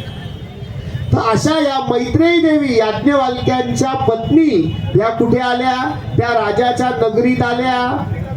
आणि त्या राजाच्या नगरीत आल्यानंतर त्या राजाच्या कन्येची त्या मैत्रिणींशी भेट झाली आणि तिने मैत्रेयी देवींना विनंती केली की आमचे वडील सांगतात की असं असं मला त्रास होणार आहे. कन्या विनवित असे तेतियसी ऐसे व्रत सांगा आम्हासी, आम्हा जननी तुची होसी व्रत सांग म्हणत असे. कन्येने सांगितलं की मैत्रेयी देवी तुम्ही मला असं व्रत सांगा की जेणेकरून हे माझं विधवापण निघून जाईल, म्हणजे काय होईल, माझ्या पतीचं दीर्घायुष्य होईल, असं व्रत सांगा. सौभाग्य देणारं व्रत मला सांगा. माझ्या पतीचं विधवापण, माझं विधवापण निघून गेलं पाहिजे आणि सौभाग्याची प्राप्ती झाली पाहिजे. ज्योतिषशास्त्रानुसार सुद्धा एखाद्या स्त्रीच्या कुंडलीमध्ये जर शुक्र उत्तम नाहीये, सौभाग्यकारक योग नीट दिसत नाहीये, तर त्या स्त्रीने सुद्धा विवाहाच्या आधीपासून हे व्रत करायला करायलाच पाहिजे. सोपं व्रत आहे. सोमवार परियेसी व्रत आचारी नेमेसी. कुठलं व्रत सांगितलं तिला, तिने सांगितलं बोले मंत्रिय जाण शरण निघावे उमारमण, महादेवाला शरण लावं अवेहपण स्थिर होईल. महादेवाला शरण गेल्यावर काय जातं, वैधव्य जातं. वैधव्य घालवणारे कोण आहे, महादेव आहे. मैत्रेयी देवी तिला सांगतात बरवे सुस्नान होऊनी तू सोमवारी काय कर, पूजा करवी शिवासी. सोमवारी, प्रत्येक सोमवारी महादेवाची रुद्राच्या अध्यायाने म्हणा, तिथे गुरुजी असतील तर रुद्र म्हणून म्हणा, आपण स्वतः असू तर ओम नमः शिवाय म्हणत म्हणा. पूजा करवी शिवासी, उपवास करून अवधारा. त्या दिवशी उपवास ठेवावा, शिवाशी पूजा करावी. बरे सुस्नान होऊनी, सुस्नान करावं. पीत वस्त्र, पितांबर नेसोनी. काय नेसायचंय, पितांबर. पितांबर नेसोनी मन स्थिर करोनी पूजा करावी गौरीहरा. सोपी पूजा नाही सांगितली आहे, म्हणजे पूजेच्या खूप गोष्टी अवघड नाही आहेत, पण पूजेत खूप अवघड गोष्ट सुद्धा मैत्रेयी देवींनी सांगितली आहे. कुठली, पूजेला 2 लाख 3 लाख 5 लाख बेलाची पानं लागतील.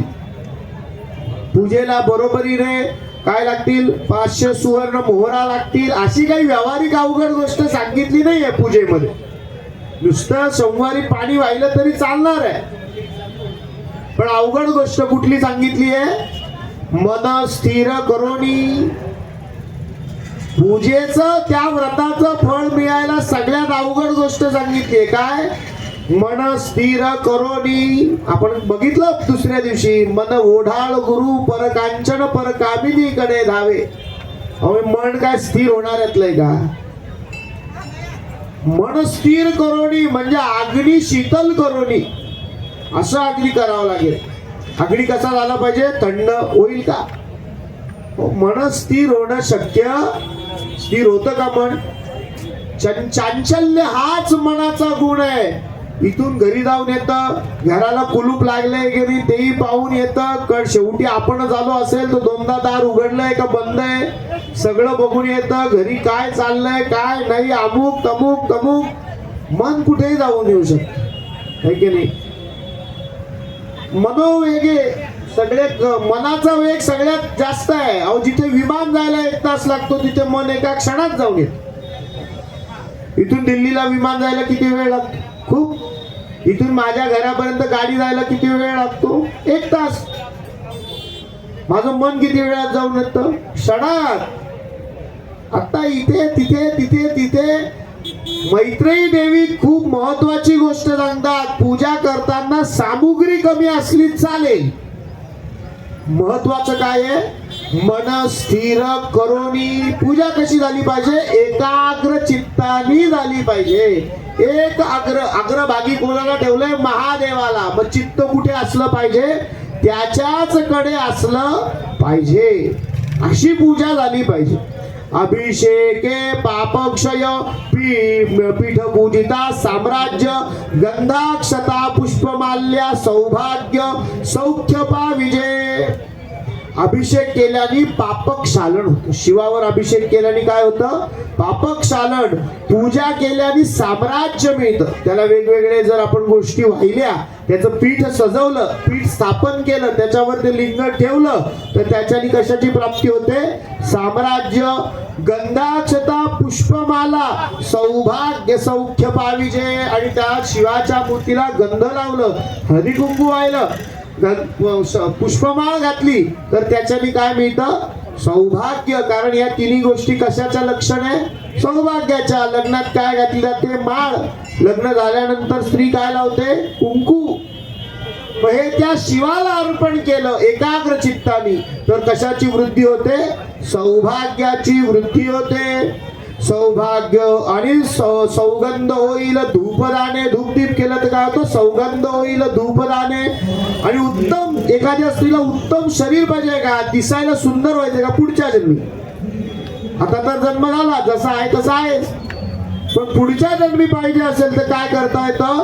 कांती पाविजे दीपदाने. दिवादान केल्याने काय मिळते? शिवाला उत्तम कांती मिळते, सुंदर शरीर मिळतं.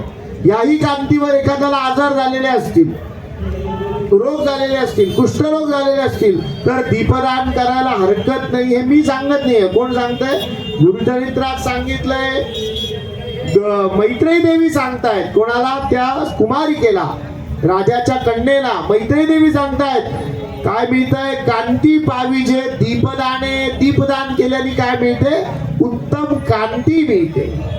मग कोणाला शरीराचे म्हणजे स्किन डिसीज कोणाला झाले असतील तर त्यांनी दीपदान करून पाहायला हरकत नाही. माझ्या शब्द नाही, मैत्रेयी देवींच्या शब्दावर विश्वास ठेवून दर सोमवारी महादेवाला जाऊन दिवा लावायला काय हरकत आहे? हरकत आहे का? काय महागाचा उपाय सांगितलाय का? ज्याला कोणाच्या शरीरावर काहीतरी व्याधी आहे, शारीरिक व्याधी, स्किन डिसीज आहे, चमडीवरचे काही आजार आहे, कुष्ठ झालेलं आहे, फोड आलेले आहे, खाजव सुट्टी आहे, कुठलेही शारीरिक व्याधी, कांतीचे आजार म्हणजे शरीरावर व्याधी, त्या माणसाने, त्या स्त्रीनी, पुरुषांनी, कोणी शनिवारी जाऊन मैत्रेयी देवी सांगतायत म्हणून सोमवारी जाऊन महादेवाला एक दिवा लावायचा आणि तिथेच दान म्हणून सोडून द्यायचा. काय हरकत आहे करून बघायला? कांती पाविजे दीपदाने भोग नैवेद्य अर्पणे तांबूलदाने लक्ष्मी स्थिर. आणि शिवाला नैवेद्य दाखवला तर काय स्थिर होते? लक्ष्मी स्थिर होते, लक्ष्मीची प्राप्ती होते. असं वेगवेगळ्या गोष्टी त्यांनी सांगितल्या. सोमवाराचे व्रताचरी सिमंतीने त्वरित, ती सिमंती नावाची जी राजाची मुलगी, तिने काय केलं, सोमवारचं ते व्रत आचरण करायला सुरुवात केली. पिता देखून निश्चित विवाह योग्य म्हणून पित्याचा विश्वासच बसला की एवढे दिवस आमची सिमंती हे जे निश्चित उत्तम व्रत करते, याच्याने आता हिचं काय टळलंय, वैधव्य निश्चित टळलेलं आहे. विश्वास बसला, आता विवाह करून द्यायला हरकत नाही. तिचा विवाह केला. इंद्रसेनाचा कुमार चित्रांगद वरबरवा, जैसा तेज चंद्रभागा, बोलाविले विवाह शोभा. छान असा विवाह कोणाशी करून दिला, चित्रांगदाचा पुत्र, इंद्रसेनाचा पुत्र, त्याचं नाव चित्रांगद. या चित्रांगदाशी विवाह केला आणि हा चित्रांगदाबरोबर विवाह झाला. थोडे दिवस विवाह होऊन झाले आणि हा चित्रांगद एक दिवस कुठे आला, तिच्या बरोबर परत माहेरी आला. तिच्या माहेरी म्हणजे त्याच्या सासूरवाडीला राहायला आला. त्या नगरामध्ये कालिंदी नावाची नदी आहे. त्या नदीवर सगळ्या राजसैन्यासहित आंघोळीला गेला. 14व्या वर्षाचं तिचं वय झालंय. आता चित्रांगद आंघोळीला गेलाय. त्या माणसाने सांगितलं होतं की 14व्या वर्षीला काय येईल, वैधव्य येईल. तिने मात्र ते सोमवारचं दीर्घायुष्य देणार उत्तम व्रत केलंय. पण चित्रांगद गेला, प्रारब्ध योग घडला आणि हा म्हणता म्हणता चित्रांगद त्या नदीमध्ये बुडून गेला. त्याला पोहता येत होतं तरीही बुडाला. सगळ्या नगरामध्ये हलकल्लोळ झाला. राजकुमार बुडाला. सिमंतीनी शोक करायला लागली. त्या राजापर्यंत माहिती गेली. तो शोक करायला लागला. तो स्वतः बघायला आला पण राजकुमार कुठे दिसेना. सगळ्यांपर्यंत बातमी पोहोचली. त्याच्या वडिलांना, राजकुमारांच्या वडिलांना माहिती गेली. ते तिकडे शोक करायला लागले. ते तर बिचारे अगदी आपला कुमार बुडाला आता सापडत नाहीये म्हणून शोकामग्न अवस्थेमध्ये होऊन सगळ्या राज्य कारभारापासून अलिप्त होऊन गेले. शोकमग्न झाले आपल्या पुत्राच्या विरहामध्ये. पण हा बुडालेला राजकुमार कुठे गेला, तर हा बुडालेला राजकुमार गेला पाताळामध्ये, नागलोकापर्यंत पोहोचला. नागलोकाची विस्तृत कथा इथे आली. आपण थोडक्यात तुम्हाला सांगतो. नागलोकातल्या नागराजानी, तक्षकानी त्याला काय दिलं, त्याला ओळखलं. शिवाचा भक्त हे समजल्याबरोबर त्यांनी काय केलं, त्याला अमृत प्राशन करवून आपल्या मुलाबरोबर पुन्हा वरती पाठवलं. पण अमृताच्या भाषणाने त्याची कांती उजळली आहे. तो उत्तम दिसायला, अजून पहिले तर छानच दिसत होता पण त्याच्यापेक्षाही उत्तम दिसायला लागलाय. पण ह्या काळामध्ये खूप दिवस गेले. नागलोकातून परत येता काय आज बुडाला उद्या आला असं झालेलं नाही. खूप वेळ लागलाय यायला त्याला. पण त्या सिमंतीच्या इच्छाशक्तीवर तो परत आलाय. खरं म्हणजे कोणाच्या इच्छाशक्तीवर परत आलाय, सिमंतीच्या, त्या कुमारिकेच्या. कारण माझ्या पतीचं शव मिळालं नाही म्हणजे अजून वैधव्य आलेलं नाही. ती सुवासिनी राहून सांगितलेलं व्रत तरी करते, नाही तर छे करून काय उपयोग झाला नाही, कशाला करा म्हणून सोडून दिलेलं नाही. ती नित्य नियमाने, पती बुडून गेलाय सगळे तिला सांगतायत पण ती ऐकत नाहीये. ती म्हणते ज्या दिवशी शव मिळेल त्या दिवशी मी हे व्रत, माझं प्रारब्ध प्रबळ आहे असं मानेल आणि हे व्रत थांबवेल. पण अजून काही थांबवणार नाही. ती ते व्रत करण्यासाठी कुठे आलेली आहे, आपल्या माहेरीच ती राहते. का, कारण चित्रसेन राजा म्हणजे या राजकुमाराचे वडील, चित्रांगदाचे वडील, हा चित्रसेन राजा राजकारभारातून अलिप्त झाल्यामुळे त्याच्या सगळ्या भाऊबंदकीने काय केलंय, त्याचं राज्य हडप करून घेतलंय, त्याला बंदीवान करून टाकलंय. म्हणून इच्छुनबाईंना काही घरी परत पाठवलेलं नाही. त्या इकडे राजा आईकडेच राहत आहेत की त्या तिथे आल्या तर त्यांनाही बंदी करून घेतील म्हणून तिला पाठवलेलं नाहीये. ती माहेरीच राहते आणि कालिंदीच्या काठावर दर सोमवारी शिवाची पूजा करायला नित्य येते. एका सोमवारी आली, याच्यामध्ये खूप दिवस गेलेत मध्ये, ती त्या नित्य विश्वासाने आली आणि पूजा करत असता असता चित्रांगद पुन्हा त्या नागदेवाच्या, नागराजाच्या पुत्राबरोबर वर आलाय. चित्रांगदाने बघितलं ही सुमतीच आहे. पण चित्रांगदाला तिथेच थांबवून नागपुत्र तिची विचारपूस करायला गेलाय. तिने सगळा वृत्तांत नागपुत्राला सांगितला. तो नागपुत्र चित्रांगदाच्या नगरात गेला. त्याचं राज्य जिथे होतं तिथे गेलाय. तिथे त्यांनी तांबी दिली आहे की जर तुम्ही चित्रांगदाचं राज्य परत दिलं नाही तर नागलोकातून तुमच्यावर आक्रमण करेल. चित्रसेनाला राज्य परत मिळालंय. इथे चित्रांगद कुमारीला भेटलाय. तो पुन्हा परत आलाय. कशाने? महत्व काय कथेचं? हे सगळं कशाने घडलंय? तर तिच्या विश्वासाने केलेल्या व्रताने घडलंय. सद्गुरु ही कथा बोधपर म्हणून त्या दाम्पती मधल्या मुलीला सांगतायत की जी त्यांच्याकडून व्रत मागते. तिला सांगतायत. मैत्रेयी देवी ही कथा कुणाला सांगतायत? त्या कुमारिकेला सांगतायत.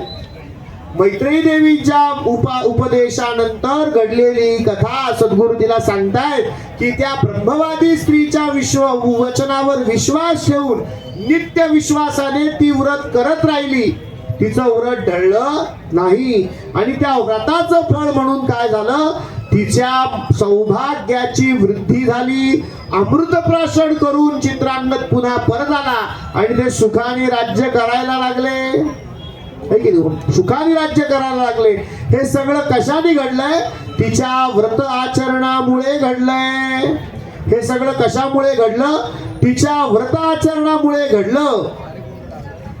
सद्गुरु तिला सांगतात, त्या मुलीला सांगतात, बाई तू अशा या सोमवाराच्या व्रताचं काय कर? आचरण कर. तुला तुझ्या पतीचं सौभाग्य वाढवायचं आहे का? तुझं सौभाग्य वाढवायचं आहे का? तू काय कर? दर सोमवारी महादेवाला पितांबर नेसून स्नान करून एक चित्त मन करून सौभाग्य वृद्धीची कामना करून त्या महादेवाची पूजा कर. त्याला पुष्पाची माळ आणि गंधार्पण कर. त्याच्याने काय होईल? तुझं कुंकू सुद्धा दृढ होईल. तुला सौभाग्याची उत्तमोत्तम प्राप्ती होईल आणि त्याबरोबर पती सेवा कर म्हणजे अनुसूयेसारखं उत्तम यश तुला प्राप्त होईल. तुझ्या उदरी कोण येतील? जर अशी सेवा केली तर तुझ्या उदरी दत्तगुरु सुद्धा येतील. सद्गुरु तिला सांगतात की बाई तू हे करत राहा. ही कथा ऐकली. नामधारकांना खूप सुंदर वाटलं. नामधारकांना खूप छान वाटलं आणि नामधारकांनी काय केलं? पुढचा प्रश्न विचारला. श्री गणेश सिद्ध जय जय आजी सिद्ध मुनी तुची तावर्ग भावर्णी तुची होसी ब्रह्मज्ञानी अविद्या तिमिर भास्कर महामाया मोह रजनीत होतो आपण निद्रस्त. गुरु कृपा सागर गुरुनाथ जागृत केले आमाशी. आणि त्यांनी सांगायला सुरुवात केली. काय सांगतायत ते? की समस्त समाधानेसी सहस्र संख्या ब्राह्मणासी मिष्टान्न घातले परियेसी. मिष्टान्न घातले परियेसा समस्त जावोनी भोजन करीती तया विप्रा विनविती येवोनी गृहे स्तुती करीती अनेक पुरीची पक्वाने. सांगायला सुरुवात केली की तुला अजून एक महिमा सांगतो. सद्गुरूंचा त्या ठिकाणी असतानाचा घडलेला अजून एक महिमा, गाणगापुरात घडलेला एक महिमा सांगतो. काय झालं? सिद्ध नामधारकांना म्हणतायत, अरे तिथे एक उत्तम ब्राह्मण आहे. सद्गुरूंचा आता मठ मोठा झालाय. त्या मोठ्या मठामध्ये लोक जेवणाला येतात. वेगवेगळ्या पंक्ती ठेवतात. पंक्ती बरोबर छान छान भेटवस्तू देतात. पण परान्न सदा वर्जावे. परान्न काय केलं पाहिजे? वर्ज केलं पाहिजे. भगवंताचा प्रसाद म्हणून जाणं हे नैवेद्याचं अन्न आहे. पण तिथल्या भेटवस्तूंसाठी जाणं. विचारलं काय आज तिथे काय मिळणार आहे तर जेवायला जाऊ. याला त्यात तो प्रसाद जरी असला तरी आपल्यासाठी काय झालंय ते परान्न. कारण आपण नैवेद्य म्हणून गेलेलो नाही. भेटवस्तूच्या आकर्षणाने गेलोय. तिथे हे मिळणार आहे म्हणून गेलोय. तिथे जेवायला काय महत्वाचं आहे? पंचपक्वान्याचं जेवण आहे असं घरी येऊन सांगितलं म्हणून जायची इच्छा झाली तर आपण काही नैवेद्याला गेलेलो. आपण त्या पंचपक्वान्याच्या लालसेने गेलोय. ते परान्न जोडार, ते नैवेद्य राहणार नाही. कारण माझ्या मनातच ते नैवेद्य म्हणून मी गेलेलो नाही.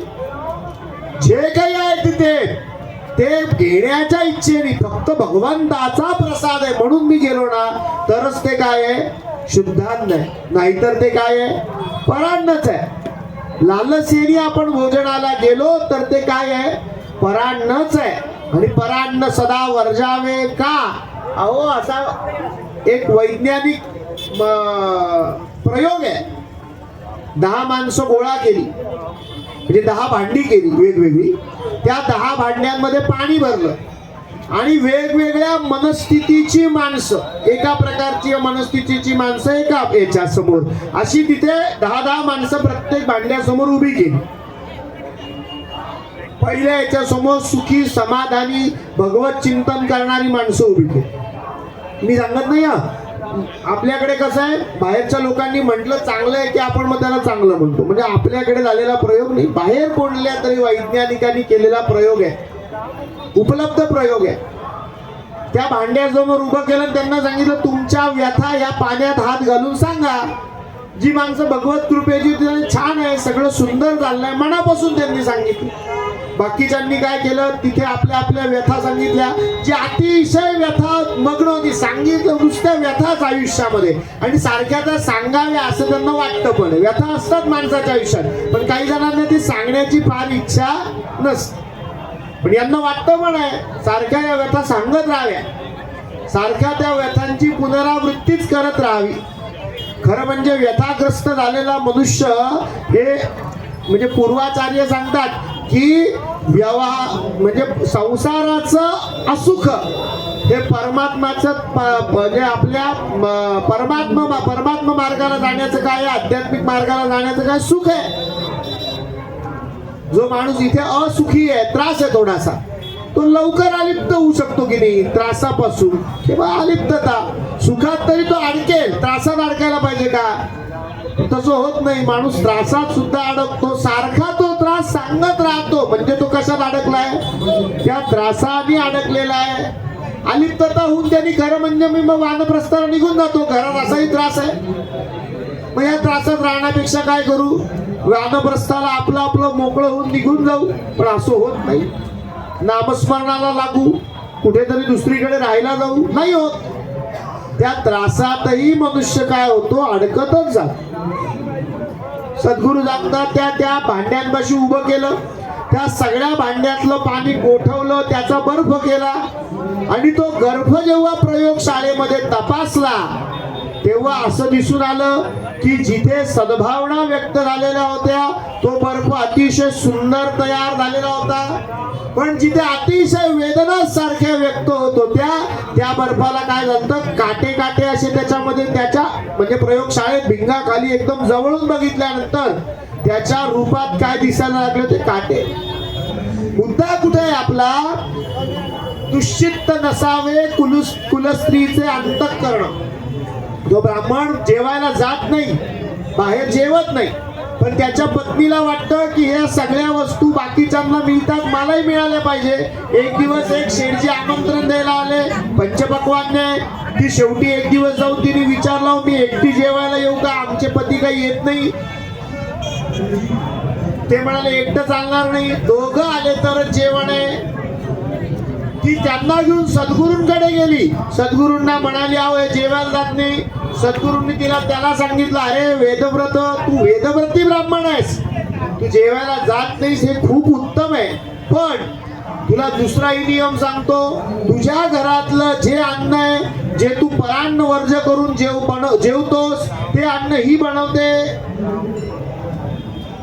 आणि हिचं चित्त काही थाऱ्यावर नाही, दुश्चित्त आहे. ही सारखी तुझ्या नावाने कटकट कटकट कटकट कटकट करत ते अन्न बनवते. मग ते अन्न तरी तुला उपयोगी होणार आहे का? नाही. हे पाणी जसं काटेरी झालं तसं तेही अन्न कसं होतं, काटेरीच होतं. सद्गुरू सगळ्या माता भगिनींसाठी हा उपदेश सांगतात की घरातलं अन्न कसं बनलं पाहिजे, प्रसन्नतेने बनलं पाहिजे, तर घरात काय येते, प्रसन्नता येते. हे शरीर अन्नमय आहे. तुम्हाला सांगतो, अन्नाचे 3 भाग होतात. त्याच्यातल्या पहिल्या रसाने, उत्तम रसाने आपले विचार बनतात. मध्यम रसाने शरीर बनतं आणि कनिष्ठ रसाने मल बनतो. मग घरात उत्तम विचार व्हायला पाहिजे असतील तर अन्न बनवताना स्त्रीने ते कसं बनवलं पाहिजे? स्तोत्र म्हणत बनवलं पाहिजे, अन्नपूर्णेचं स्मरण करत बनवलं पाहिजे, शुद्ध अंतःकरणाने बनवलं पाहिजे. कटकट कटकट करत बनवलेलं अन्न घरामध्ये प्रसन्नता आणत नाही. सद्गुरु सांगतायत दुश्चित्त नसावे कुलस्त्रीचे अंतःकरण. ते त्याला सांगतायत अरे तू परांनाला जात नाही हा नियम बरोबर आहे, पण स्त्रीचं अंतःकरण एवढं कुलुषित असावं आणि तिने त्या कुलुषित अंतःकरणाने तुमच्या सगळ्या घराबद्दल स्वतःबद्दल अतिशय नैराश्यपूर्ण भावनेने हे जेवण बनवलं तर त्याच्यातून तयार होणारे विचार हे नैराश्ययुक्तच असणार आहे. बाभळी लावली तर काटेच येणार आहे, आंबे येणार नाही. नैराश्य पूर्णच असणार आहे. त्या अन्नाचा गुण नैराश्य गुण. परान्न का वर्ज्य आहे मग? कारण बनवणाऱ्यांनी कसं बनवलंय हे आपल्याला माहिती नाही. त्याच्यात काय भावना आहे आणि ते कसं आपण घेतो माहिती नाही. अहो आता विज्ञान सांगतं आपण 30 दिवसापूर्वी जे जेवतो त्याचा परिणाम आपल्यावर 30 दिवसांनी होतो. अचानक कळत नाही आज का बरं त्रास झाला. शारीरिक परिणाम तर दुसऱ्या दिवशीच होतो. खूप बाहेर 4 दिवस जेवून आलो पोट बिघडतं. शारीरिक परिणाम कधी होतो? दुसऱ्या दिवशी. पण विज्ञान सांगतो विज्ञान आता सांगतो, वैज्ञानिक सांगतात अन्नाचा मानसिक परिणाम कधी होतो? 30 दिवसांनी. त्या खाल्लेल्या अन्नाचा परिणाम होऊन त्या दिवसाची मनस्थिती तयार होते. सगळं छान चाललंय, आमचा मूड खराब का बरं? 30 दिवसापूर्वी काहीतरी चुकीचं कोणीतरी अतिशय विचित्र अंतःकरणात बनवलेलं अन्न आम्ही भक्षण केलंय म्हणून आज सगळं बाजूबाजूला चांगलंय पण तरी त्याच्यात मन लागायला तयार नाही. विज्ञान सांगतात सद्गुरु पहिल्यापासून सांगतात दुश्चित्त नसावे कुलस्त्रीचे अंतःकरण. तिने प्रसन्नतेने काय बनवलं पाहिजे? भोजन बनवलं पाहिजे. मग प्रसन्नता काय आणणं शक्य आहे का? माणूस आहे हो. माणसाला विविध प्रकारच्या चिंता आहे. तिने नाही त्राग्याने पण चिंतेने बनवलं तर मग प्रसन्नता कशी येईल? भगवंताच्या नामाने येईल. म्हणून भगवंताचं नाव घेत अन्न बनवलं पाहिजे. अन्नपूर्णा मातेचं स्तोत्र म्हणत अन्न बनवलं पाहिजे. कसं बनवलं पाहिजे? भगवंताचं नाव घेत अन्नपूर्णा मातेचं स्तोत्र म्हणत जेवण बनवलं पाहिजे. म्हणजे त्या नावात मन रमलं की मग ते त्राग्याकडे चिंतेकडे दुःखाकडे जात नाही. ते त्याच्यातच रमतं आणि त्या सद्भावनेने ते अन्न तयार होतं. कसं तयार होतं? सद्भावनेने. पण याच्या घरात बनणार अन्न कसं आहे? सगळं असद्भावनेचं अन्न आहे, त्राग्यात बनणार अन्न आहे. सद्गुरू म्हणताय तिचा त्रागा पहिले कमी कर. माझी आज्ञा आहे हिला जेवायला घेऊन जा. तो तिला जेवायला घेऊन गेला.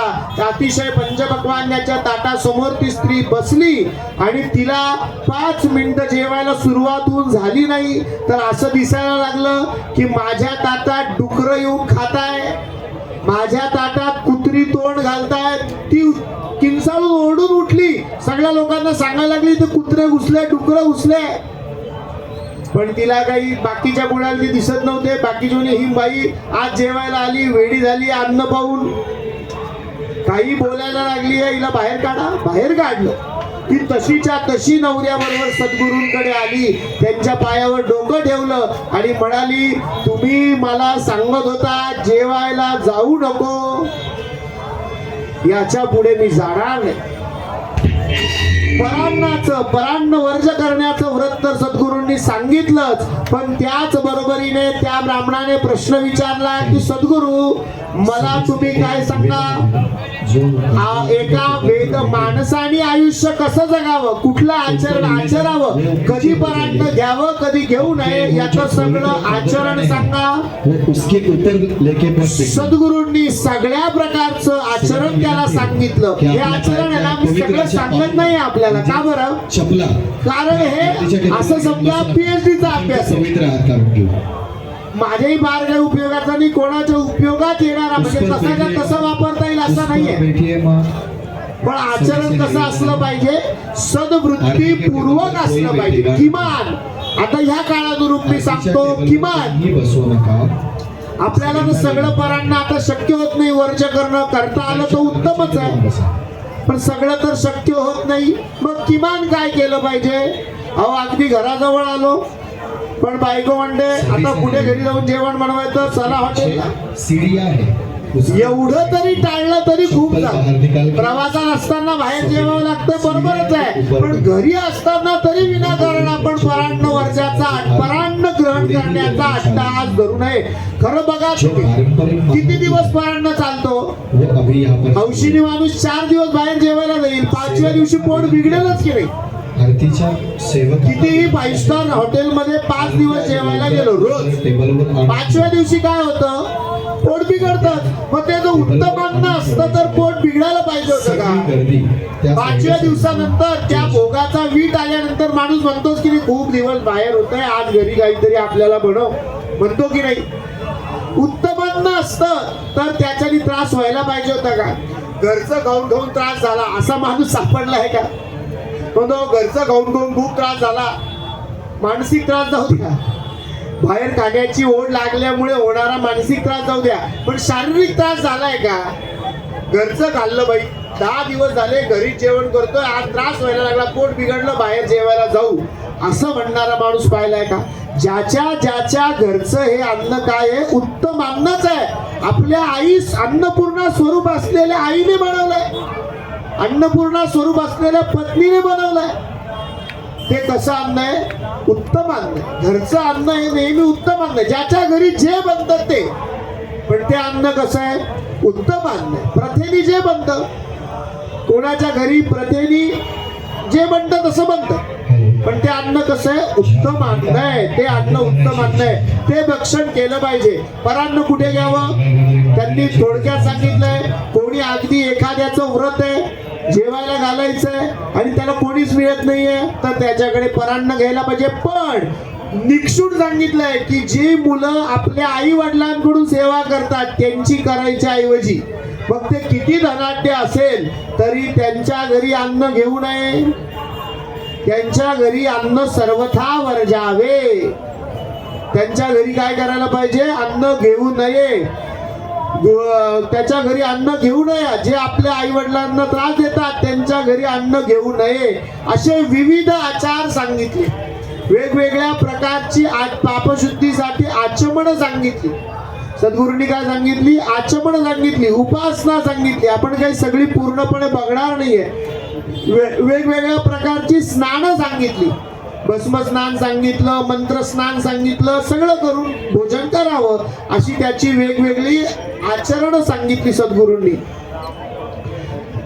त्याच्यानंतर प्रातःकाली काय घ्यावं? शीतोदक घ्यावं. अशक्त असेल तर काय घ्यावं? उष्णोदक घ्यावं. स्वभावे पवित्र असे उदक वरी झाली अग्निसंपर्क पवित्र झाले उदक अधिक गृहस्थाश्रमी मुख्य असे. संन्यासी असेल कोणी तर त्याला काय सांगितलंय? गार पाण्याची आंघोळ सांगितली आहे. पण गृहस्थाश्रमी माणसांना बरं काहीतरी सद्गुरूंनी सांगून ठेवलंय. हे एवढं सगळं अवघड सांगितलं. याच्यात एक आपल्याला आपल्या मर्जीचं सांगितलं. गरम पाण्याने आंघोळ करायला हरकत नाही. गृहस्थाश्रमी माणसांनी गरम पाण्याने आंघोळ करायला हरकत नाही. पण संन्यासी माणसांनी मात्र काय सांगितलंय? नेहमी गार पाण्याने आंघोळ करावी. असे वेगवेगळे आपल्या कामामध्ये येणारे वेगवेगळे विधान सद्गुरूंनी ह्या अध्यायामध्ये सांगितले. सगळं आचरण सांगितलं. संध्येचं अतिशय सुंदर वर्णन सांगितलं. असा सगळ्या गोष्टी सद्गुरूंनी या अध्यायामध्ये इतप्रोत सांगितल्या, पूर्णपणे सांगितल्या. आपण काही त्याच्यामध्ये जाणार नाही. आपण फक्त सद्गुरूंचं एकदा हे सगळं उत्तम आचरण सांगितल्याबद्दल नामस्मरण करू. गुरुर्ब्रह्मा गुरुर्विष्णू गुरुर्देवो महेश्वरः गुरु साक्षात परब्रह्म तस्मै श्री गुरवे नमः.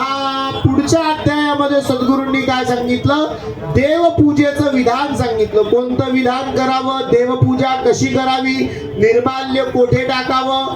निर्माल्य काढून विनयेसी टाकावे ते नैऋत्य दिशेसी.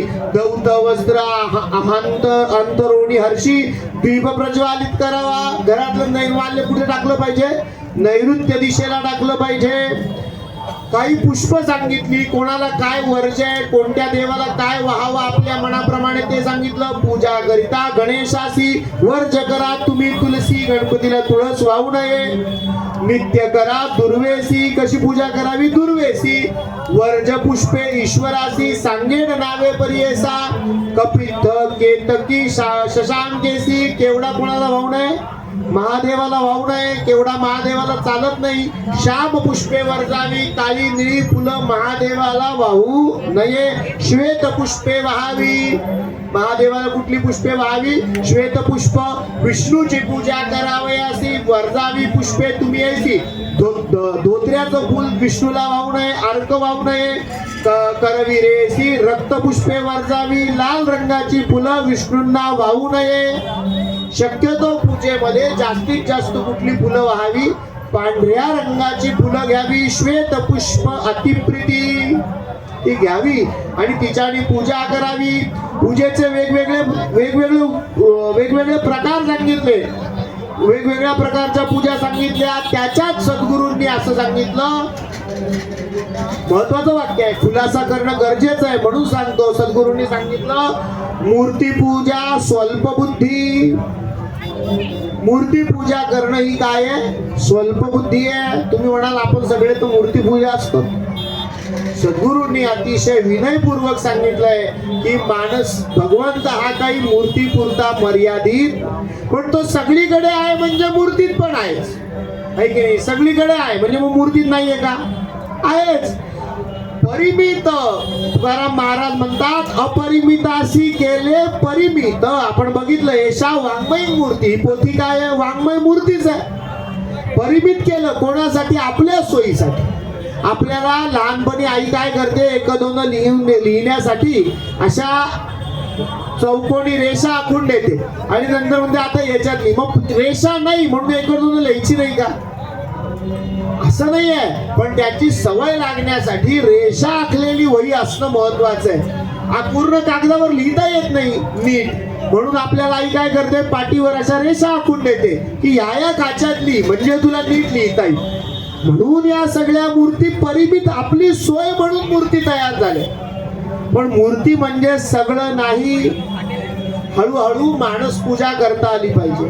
हळूहळू भगवंत आमच्या मनात त्या मूर्ती रूपाने स्थिर झाला पाहिजे. उद्या मी समजा रोज गंगा मातेच्या पूजेला येतो, तुम्ही येत असाल, एखाद्या आजी आहे रोज गंगा मातेच्या पूजेला येतात, गेल्या 20 वर्षापासून येतात, 50 वर्षापासून येतात. एक दिवस नाहीये घरी, आता काय होतं, वय झालं, पाय दुखतात, गुडघे दुखतात. आता गंगा मातेची मूर्ती हा मोठा विषय नाही. 50 वर्षाच्या पूजनानंतर ती मूर्ती आजींच्या कुठे आली पाहिजे, मनात आली पाहिजे. अमूर्त भगवंताचं पूजन हळूहळू करता आलं पाहिजे. पण ते हळूहळू कसं करता येईल, मूर्ती पूजेच्या मार्गाने गेल्यानंतरच करता येईल, नाहीतर करता येणार नाही. तो स्थिर कसा होईल, नाही होऊ शकणार. रेघा मारलेल्या वहीमध्ये लिहायला सुरुवात केलं तर कोऱ्या पानावर अक्षर छान येईल, नाही तर येणार नाही. येईल का, नाही येणार. म्हणून सांगितलंय, अहो चित्रकार असतात ना, ते असे चौकोन मारतात, वेगवेगळे चौकोन, छोटे छोटे चौकोन करतात आणि मग चित्र काढतात. सुरुवातीला एकदा त्याच्यात निष्णात झाल्यानंतर, प्रावीण्य मिळाल्यानंतर ते काही चौकोन आखत नाही. तरी चित्र कसं येतं, तसंच्या तसंच येतं. पण पहिलेच येईल का, आपोआप नाही येणार. म्हणून मग काय सांगितलंय, मूर्ती पूजा करावी. म्हणजे इथे म्हटलंय मूर्ती पूजा स्वल्पबुद्धी. स्वल्पबुद्धी म्हणजे काय आहे, तुमची माझी आपल्या भरपूरशा लोकांची बुद्धी स्वल्पच आहे. आपण कुठे मी कुठे ज्ञानेश्वरांच्या बुद्धीचा आहे, मी कुठे तुकाराम महाराजांच्या बुद्धीचा आहे, मी कुठे रामदास स्वामींच्या मूर्तीचा आहे की मी डोळे बंद करेल, रामचंद्र समोर दिसतील आणि पूजा घेतील. एवढं काही अजून स्थिर चित्त झालेलं नाही. म्हणजे स्थिर चित्त व्हावं म्हणून काय दिली जाते, मूर्ती दिली जाते, प्रतीक दिलं जातं. प्रतीकाला दुसरा शब्द लिंग. प्रतीकाला दुसरा शब्द काय आहे, लिंग. स्त्री आणि पुरुष हे दोन लिंग भेद आहे. म्हणजे काय, प्रतीकात्मक भेद आहे त्यांच्यामध्ये. मग ते लिंग ठरवलं जाते की नाही, म्हणून मग लिंग दिलं जातं, शालिग्राम घेतला जातो. पहिली मूर्ती, नंतर थोडंसं अमूर्त स्वरूप. पहिले महादेवाच्या मूर्तीत चित्त रमलं पाहिजे, मग मूर्तीचंच थोडं अमूर्त प्रतीक म्हणून कशात चित्त रमलं पाहिजे, लिंगावर. लहान मुलाला दाखवलं, त्याला मूर्ती छान वाटेल, लिंग कळेल का त्याला? नाही, कारण अजून तो पहिल्या पायरीवर आहे. दुसऱ्या पायरीत मन कशात रमलं पाहिजे, लिंगावर. आणि लिंगानंतर अमूर्तामध्ये, जिथे काही मूर्ती नाहीये तरी महादेव माझ्या मनात असे विराजित झाले पाहिजे की ते समोर बसले, या तल्लीनतेने मी त्यांची पूजा केली पाहिजे, अमूर्ततेकडे प्रवास झाला पाहिजे. म्हणून तिथे सांगितलंय मूर्ती पूजा स्वल्पबुद्धी, मूर्तीलाच धरून बसायचंय असं गणित नाही, पण पुढच्या पिढीलाही मार्ग पाहिजे म्हणून मंदिरं टिकवली पाहिजे. मंदिर कशासाठी टिकवायची आहे? पुढच्या पिढीलाही हा मार्ग उपलब्ध असला पाहिजे, त्यांनाही पाठी आखलेली मिळाली पाहिजे. नाहीतर ते फिरत बसतील पण कुठलेही अक्षर त्यांना लिहिता येणार नाही. म्हणून मंदिरही टिकवली पाहिजे. आणि मंदिरं टिकवली पाहिजे म्हणून नित्य तिथे मूर्तीची पूजा होत राहिली पाहिजे. कारण भगवंत सर्वीकडे म्हणजे तो मूर्तीमध्ये सुद्धा आहेत. पण सद्गुरूंनी निश्चून सांगितलंय की कोणाच्याही मार्गदर्शनाशिवाय घरात मूर्ती वाढवू नये. गेलो यात्रेला, आणल्या मूर्ती उचलून, हे करू नये. ज्ञानवंताचा मार्गदर्शन घेऊन त्याच्या मार्गदर्शनाने भगवंताचं सीमित परिमित आपल्या रूप आपल्या घरी आणावं आणि मग त्याची पूजा करावी. निघालो म्हणून मूर्ती आणल्या असं करू नये. गेलो फिरायला, आणल्या मूर्ती असं करू नये, कारण त्याची नंतर हेटाळणी होते. नंतर त्याची काय होते? हेटाळणी. तसं करू नये. गेलो आपण, आणले चार देव उचलून, नाही, एवढं सोपं नाही. मार्गदर्शकाशिवाय ते आणू नये. इथे स्वतः सद्गुरूंनी सांगितलंय, माझ्या मनाचं मी सांगत नाही. आणि अशा प्रकारचं सगळं विधान सद्गुरूंनी इथे सांगितलं. सगळ्या प्रकारचं विधान सांगितलं. जेवायला कसं बसावं, वदनी कवल घेता नाम घ्या श्री हरीचे, सहज हवण होते नाम घेता भुकाचे, जीवन करी जीवित्वा अन्न हे पूर्ण ब्रह्म, उदर भरण नोहे जाणी जे यज्ञ कर्म, भोजनाला यज्ञ कर्म मानून भोजनाला बसावं. असं कोण सांगताय? सद्गुरू सांगतायत. मग कसं बसावं त्याचा आचार समजावून सांगितला. काय जेवावं, कसं जेवू नये, कशा प्रकारे बसावं, कशा प्रकारे बसू नये, हा सर्व आचार सद्गुरूंनी या ठिकाणी सांगितला. कशा प्रकारे आपलं आचरण असावं सद्गुरूंनी सांगितलं.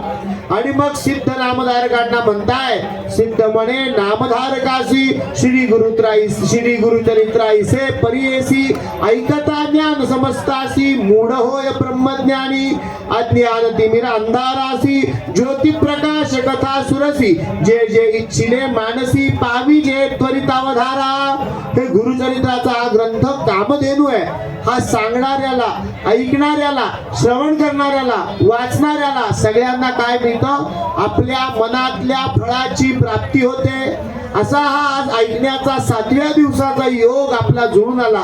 मला सांगण्याची 7व्या दिवसाची आज संधी मिळाली. ही सगळी वागसेवा आजची आपण सद्गुरूंनी आपल्याला उत्तम आचरण सांगितलं म्हणून त्यांच्या चरणांवर अर्पण करू यथायोग्य. म्हणून आपण आजच्या कथेला बसतानाच काय केली होती? सगळ्या सज्जनांना नमस्कार करून पूजा सुरू केली होती की या सांगितलेल्या आचरणापैकी 0% जरी 0.01 असं जरी आचरण करता आलं. आपण तालमीत व्यायामाला जातात, ते मोठ्या मोठ्या पैलवानांची फोटो लावलेले असतात. सगळ्यांनी काही पैलवान तेवढंच व्हावं अशी अपेक्षा नाही आहे, पण किमान शरीर सुदृढ होण्याची प्रेरणा मिळाली तरी खूप झालं. सद्गुरूंनी अतिशय उत्तम आचरण सांगितलं, त्याच्यातलं 0.01% जरी आपण आचरणात आणू शकलो तरी काय होणार आहे? या इहपर सौख्याचं कल्याण होणार आहे. म्हणून सद्गुरूंच्या चरणांवर आजची ही वाक सेवा आपण अर्पण करू. सद्गुरूंना नमस्कार करू. अवधूत चिंतन श्री गुरुदेव दत्त. म्हणे सरस्वती गंगाधरू श्री गुरुचरित्र विस्तार ऐकता होय संतोष फार सकळा अभिष्टे साधती इति श्री गुरुचरित्रामृत नामधारक शिष्य सांगत आचार जोका समस्त निरोपिला गुरुनाथे इति श्री गुरुचरित्रामृते सिद्ध नामधारक संवादे आणि ही कर्म निरूपण नाम सप्तत्रिंशोऽध्याय श्री गुरुदत्तात्रेयार्पणमस्तु अवधूत चिंतन श्री गुरुदेव दत्त सद्गुरु स्वामी महाराज की जय.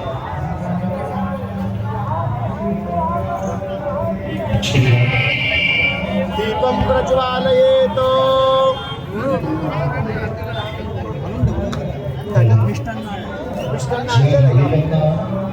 गंगागौरीची महामातेची ने आपले गाव मंडळी गंगागौरी मंदिराचे जे उद्या राहील का आपल्याला तसंच उद्या ठेवता येईल गाण्यासारखं आहे का मिस्टर मग आपण उद्या असतो.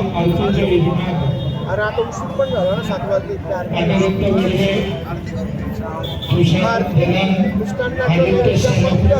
त्याच्यातला एक पुढा नैवेद्याला आणि बाकी तो उद्या आलेल्या सर्व भाविकांचे हार्दिक स्वागत. ज्या भाविकांना आरती करायची आहे त्यांनी विनायक मंदिरापाशी संपर्क करायचा. कृपया दोरीच्या मधून पुढे घेऊ नका. ज्या भाविकांना श्री गुरुदत्तात्रेयाय नमः. नैवेद्यम सत्यंतर्देन पुरुषिंचामि इथून आतमध्ये कोणी येणार नाही. प्राणाय स्वाहा अपानाय स्वाहा व्यानाय स्वाहा उदानाय स्वाहा समानाय स्वाहा ब्रह्मणे नमः. गुरुदत्तात्रेयाय नमः. उपहारं नैवेद्यं समर्पयामि. नैवेद्यान् समर्पयामि. मुखवासार्थे विडावुर्यवन्दनासनं दक्षिणां समर्पयामि. धूपं दर्शनं कल्पयित्वा आरार्तिकदीपः. त्रिगुणात्मक त्रयमूर्ती दत्त हा जाणा. त्रिगुणी अवतार त्रैलोक्य राणा. नेती नेती शब्द न ये अनुमाना. सुरवर मुनिजन योगी समाधी हे ध्याना. जय देव जय श्री गुरुदत्ता हो स्वामी अवधूता. आरती हो आलिता हरली भवचिंता.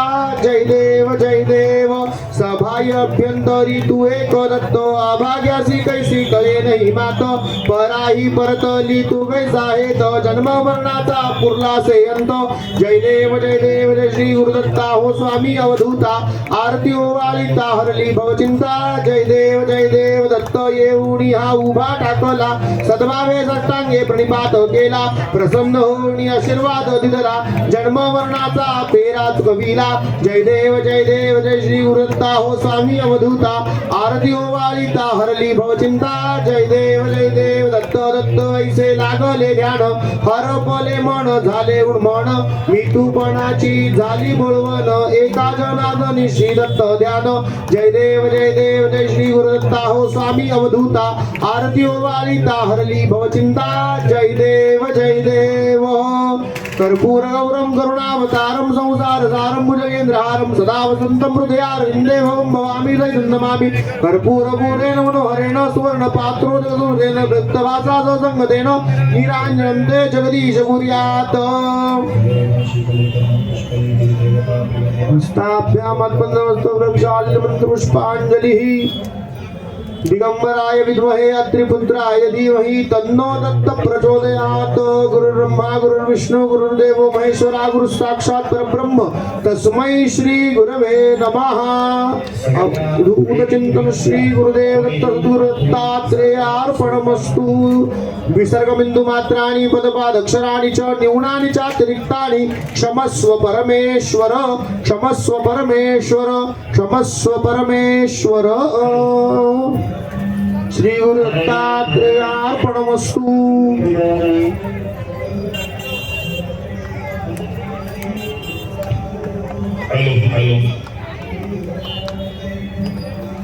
सगळ्या भाविकांना एक निवेदन आहे. कृपया चप्पल बुट हे आजूबाजूला बऱ्याचशा भाविकांनी कानाजवळच ठेवलेले आहेत. आपल्या बाजूलाच ठेवलेले आहेत. या ठिकाणी गोदावरी अंतर आपण आला आहात. कृपया इथेकडे लक्ष द्या. सगळ्यांचे हात वरते. सगळीकडे हात वर. श्री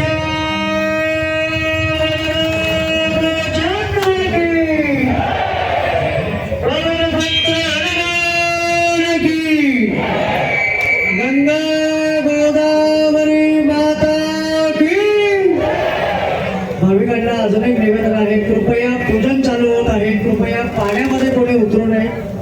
भाविकों से निवेदन है, अभी पूजा चालू होने वाली है, कृपया कोई भाविक भक्तगण ये नदी में नहीं उतरेंगे.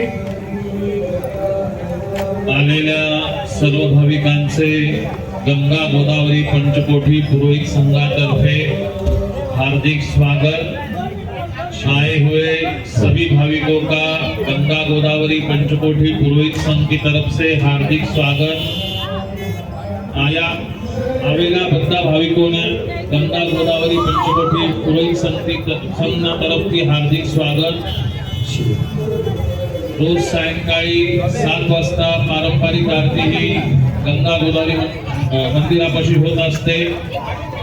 ज्या कोणी भाविकांना आरतीचा लाभ घ्यायचा असेल त्यांनी आपलं नाव गंगा मंदिरापाशी येऊन नोंदवावं. जिन कोई भाविकों को आरती का लाभ लेना हो वो अपना नाम गंगा गोदावरी मंदिर के बाजू में आके लिखवाए. ज्या कोणी भाविकांना आपल्या हातून आरती करायची असेल त्यांनी आपलं नाव गंगा मंदिराच्या बाजूला येऊन नोंदवावं. जिन कोई भाविकों को अपने हाथ से आरती करनी होगी उन्होंने अपना नाम गंगा मंदिर के बाजू में आके लिखवाना है. वक्रतुंड महाकाय सूर्यकोटि समप्रभ निर्विघ्नं कुरु मे देव सर्वकार्येषु सर्वदा. गुरुर्ब्रह्मा गुरुर्विष्णु गुरुर्देवो महेश्वरा. गुरुर्साक्षात् परब्रह्म तस्मै श्री गुरुवे नमः.